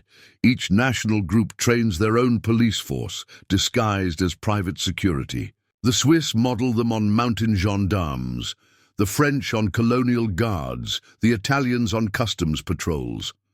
Caroline Walsh uncovered evidence of an even more sophisticated scheme through her political connections. The European specialists weren't just planning to replace government officials. They were creating entirely new systems of administration. Each group has their own legal code ready, Rachel explained. Analyzing documents Walsh obtained, different property laws, trading regulations, even citizenship requirements. They're planning to implement competing jurisdictions.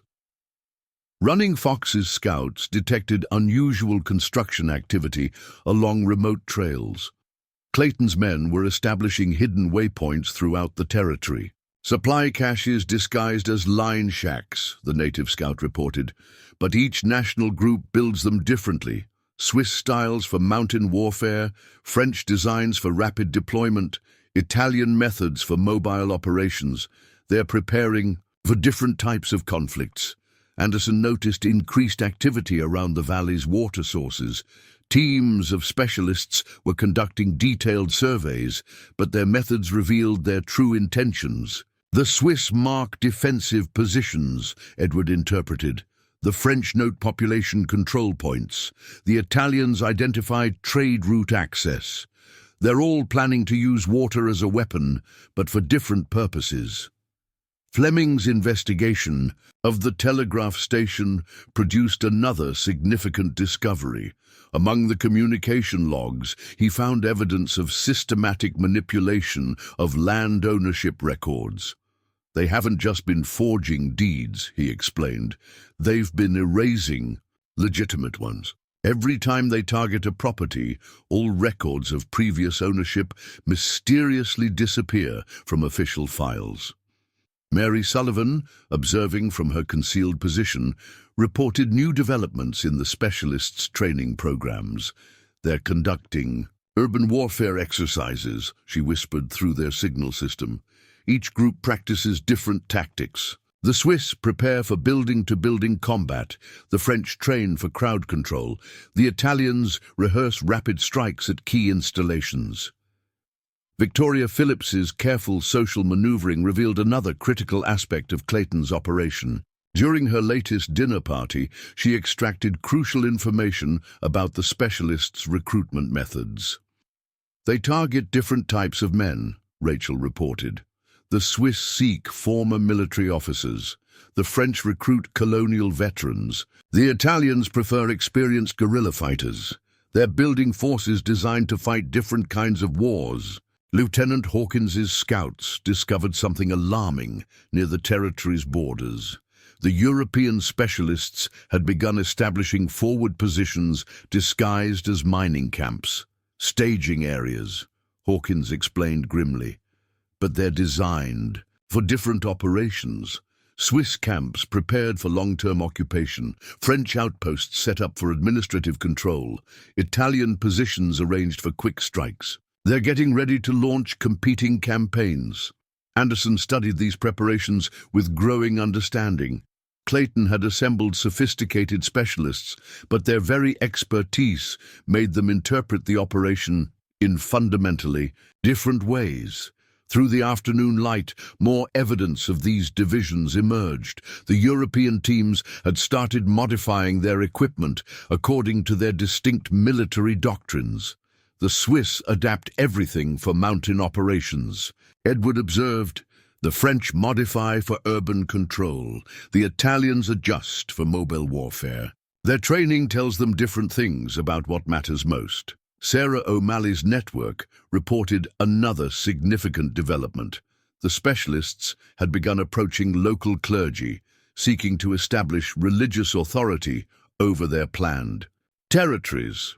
Each group promotes different churches, Rachel noted. The Swiss support Protestant congregations, the French back Catholic parishes, the Italians encourage independent missions. They're trying to establish spiritual legitimacy for their claims. Caroline Walsh uncovered another layer of Clayton's conspiracy through her sources in the territorial capital. The European groups weren't just planning military occupation, they were establishing competing educational systems. Each group has their own school teachers ready, she explained. Different curriculums, teaching methods, even history books. They're planning to control not just the territory, but how future generations understand it. Running Fox's reconnaissance revealed new patterns in the specialists' deployment. Each group had begun positioning men according to their distinct tactical doctrines. The Swiss establish strong points on high ground, the scout reported. The French create networks of smaller posts. The Italians maintain mobile reserves. Their military training makes them see different advantages in the same terrain. Anderson and Edward surveyed these complexities from their observation post. Their strategy had achieved something unprecedented.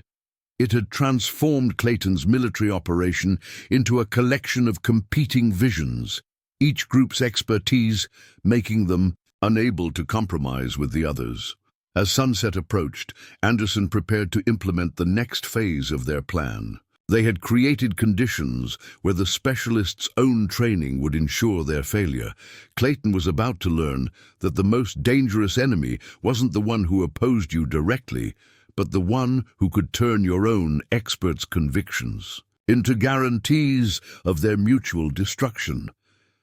As night fell over the Medicine Bow Valley, an unexpected arrival changed the dynamic of the unfolding crisis. A private train pulled into the station, its luxury car bearing diplomatic markings that sent Clayton's specialists into a flurry of activity. Baron Victor Steiner, Rachel identified the newcomer through her father's international contacts. Austrian military attaché, officially here to evaluate mining investments. His real specialty is coordinating mercenary operations in disputed territories. Anderson studied the Baron's entourage through his spyglass. Their civilian attire couldn't hide the precision of their movements. These were professional soldiers, masquerading as business representatives. The Baron's presence changes everything, Edward assessed. He's not just an observer. During the war, he specialized in establishing shadow governments in occupied regions. Through their network of observers, they learned that Steiner's arrival had triggered immediate changes in Clayton's operation. The European specialists began implementing new protocols, each national group responding differently to the Austrians. Authority, they're shifting to Central European military doctrine, Lieutenant Hawkins explained, recognizing the pattern. Urban warfare techniques developed during the Hungarian uprising, designed for taking control of civilian infrastructure while maintaining plausible deniability. Mary Sullivan, watching from her observation post, noticed how this new development affected the mine's internal dynamics. The Swiss specialists particularly resented the Austrians' interference, seeing it as a threat to their authority. They're deliberately misinterpreting Steiner's orders, Running Fox reported, making small mistakes that looked accidental but systematically undermined the Baron's control systems. In town, Victoria Phillips's dinner party gained another player. Magdalena Richter, the Baron's social secretary, arrived bearing letters of introduction from European banking houses. "She's more than a secretary," Caroline Walsh warned after observing her interactions. "Her questions about local property titles are too precise. She's mapping ownership patterns, identifying key control points." The situation gained another dimension when Sarah O'Malley's workers discovered specialized surveying equipment in the Baron's private car. The instruments weren't for mining. They were military-grade tools for plotting artillery positions. Steiner's planning something larger, Anderson realized, examining the evidence. Clayton's operation isn't just about territorial control. They're establishing forward bases for foreign military intervention. Martha Henderson's network reported new activity around the mine's peripheral buildings. The European specialists were conducting detailed inspections of local water sources, paying particular attention to reservoir access points. They're following the Danube campaign playbook. Lieutenant Hawkins identified the strategy. Control the water, control the population. Same tactics used to pacify Hungarian resistance. James Sullivan, still maintaining his cover as a captive, overheard crucial conversations between Steiner's men. Their German discussions, which they assumed no one understood, revealed plans to establish a network of fortified positions throughout the territory. Each mining operation becomes a military strongpoint. Rachel translated the intelligence. Connected by telegraph lines and hidden supply routes, they're building occupation infrastructure disguised as commercial development. The Baron's presence attracted additional attention. 2 more private trains arrived carrying representatives from other European military powers, each group bringing their own specialists and competing agendas. French military engineers, Edward identified one group, Italian logistics experts. They're all trying to establish their own influence over Clayton's operation. This international involvement created new opportunities. Anderson adjusted their strategy to exploit the Europeans' competing interests. Martha's teenagers began planting evidence, suggesting each group was secretly working against the others. Sarah O'Malley noticed the effect on Clayton's original specialists. The Confederate veterans particularly resented foreign interference. In what they saw as a purely American operation, their resistance took subtle forms: small delays, misinterpreted orders, equipment mysteriously malfunctioning. The organizations starting to fracture along national lines, Running Fox observed. Each group trying to protect their own interests, suspicious of the other's motives. Victoria Phillips's dinner party became an unofficial diplomatic reception, as the Europeans attempted to maintain their cover as legitimate investors. The resulting social dynamics revealed crucial intelligence about their true purposes. They're competing for control of specific resources, Caroline Walsh reported after observing their interactions. Each nation wants exclusive access to different aspects of Clayton's network. The Pinkerton agents added another layer of complexity. Their presence forced the Europeans to maintain elaborate civilian covers while simultaneously implementing military preparations. The strain of this dual deception created exploitable weaknesses. Anderson spotted increased activity around the mine's main entrance. Steiner's men were implementing new security measures, but their European military precision clashed with the Apache veterans' more fluid, defensive style. They're creating blind spots, Lieutenant Hawkins noted. Each group's tactics undermine the other's effectiveness. Perfect for our purposes, Sarah O'Malley's network discovered another significant detail. The European specialists used different quality standards for their equipment, creating compatibility issues that further strained Clayton's organizational structure. Their ammunition doesn't match Confederate weapons, Edward explained. Their communication protocols conflict with existing systems. Every improvement they attempt actually increases operational friction. Through the early evening light, Anderson could see the first signs of their strategy's success. Clayton's carefully constructed operation was becoming its own worst enemy. Each specialist's expertise, each nation's agenda served to complicate, rather than enhance their capabilities. Magdalena Richter's presence revealed another dimension of European involvement. During the dinner party, she received a coded message that visibly disturbed her careful composure. Vienna has its own agenda, Rachel translated from her position near the telegraph office. The Austrians aren't just supporting Clayton. They're planning to use his operation to establish their own colonial foothold in the territory. This revelation sparked immediate reactions among the other European factions. The French engineers began modifying their construction plans, subtly altering key defensive positions to protect against their supposed allies. They're building fallback positions, Lieutenant Hawkins noted, studying the revised blueprints. Each nation's specialists are preparing for eventual conflict with the others. Running Fox discovered evidence of even deeper division. The European surveying teams were secretly mapping different escape routes, each group planning for the possibility of sudden betrayal. The Italians are caching supplies along the southern trails, he reported. The French are establishing safe houses in town. No group trusts the others to maintain the alliance. In the mine's lower levels, James Sullivan noticed how these tensions affected the guard rotations. Each national group insisted on posting their own sentries, creating a fragmented security system with obvious vulnerabilities. The Apache veterans are exploiting these gaps, Mary Sullivan observed from her position, using the Europeans' rigid protocols against them, creating blind spots only they can navigate. Baron Steiner's presence had another unexpected effect. His formal military bearing and aristocratic manner offended the Confederate veterans' democratic sensibilities, creating subtle but significant resistance to his authority. As darkness settled over the valley, Magdalena Richter's careful social maneuvering revealed another crucial dimension of European involvement. During a seemingly casual conversation at Victoria's dinner party, she received an encoded message hidden within a diplomatic courier's papers. "It's not just about territory," Rachel explained, decoding the message. "The Europeans are treating this as a test case.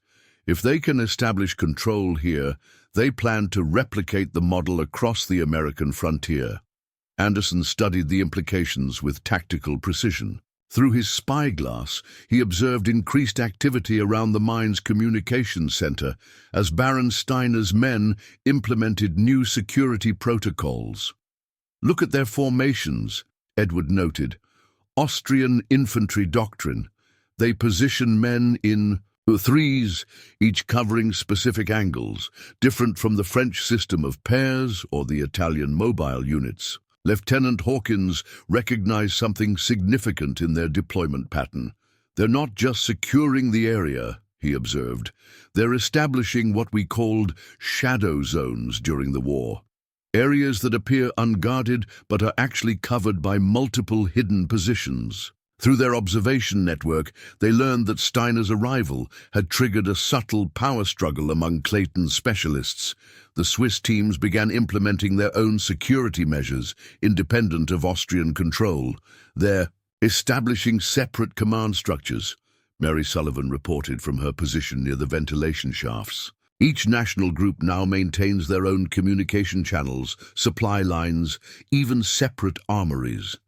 Sarah O'Malley's latest intelligence revealed how deep these divisions ran.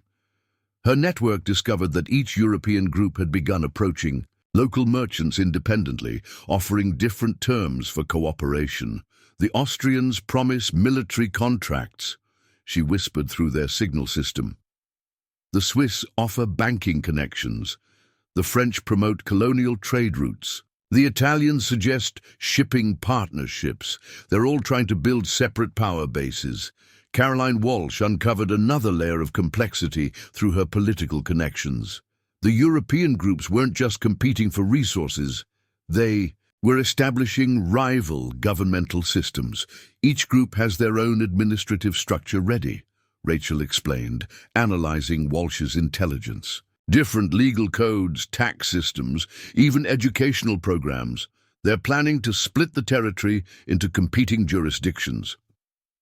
Running Fox's scouts detected unusual activity along the valley's perimeter. The European specialists had begun marking trees and rocks with subtle signs that only trained military observers would recognize. "Navigation markers," the native scout explained, "but each group uses a different system. Austrian signs mark artillery positions, Swiss marks indicate defensive strongpoints, French symbols designate urban control zones, Italian markers show mobile operation routes." Anderson spotted increased activity near the mine's secondary entrances. Teams of specialists were modifying the tunnel systems, but their work revealed more than they intended. "The Austrians are creating interlocking defensive positions," Edward interpreted. "The Swiss fortify natural choke points. The French establish urban warfare strongholds. The Italians prepare mobile defense positions. They're all fortifying against each other as much as outside threats." Baron Steiner's presence had triggered another unexpected development. His aristocratic manner and formal military bearing created tension with Clayton's original forces, particularly the Confederate veterans and Apache specialists. "They resent his authority," Lieutenant Hawkins noted. "The Confederate officers see him as a foreign aristocrat trying to command American soldiers. The Apache veterans recognize him as the type of commander they fought against in their own wars." Through the evening darkness, more signs of organizational friction emerged. The European specialists had begun implementing separate training programs, each group instructing their men in distinct military doctrines. The Austrians focus on formal, military discipline, Mary Sullivan reported. The Swiss emphasize mountain warfare tactics. The French train for urban combat. The Italians practice mobile operations. They're preparing their men for different types of conflicts. Sarah O'Malley's network discovered another significant development. The European groups had started establishing separate intelligence networks, each maintaining their own informants and surveillance systems. They don't trust information shared through Clayton's central organization anymore, Rachel noted. Each group wants direct control over their intelligence gathering, verification, and analysis. Victoria Phillips's careful social maneuvering produced another crucial insight. During her dinner party, Magdalena Richter revealed details about the European power's true intentions. This isn't just about controlling territory, Rachel reported. They're establishing what they call spheres of influence, each nation claiming exclusive rights over different aspects of frontier development. The Austrians want military control, the Swiss seek financial dominance, the French aim for administrative authority, the Italians pursue commercial power. Up next, you've got two more standout stories right on your screen. If this one hits the mark, you won't want to pass these up. Just click and check them out. And don't forget to subscribe and turn on the notification bell so you don't miss any upload from us.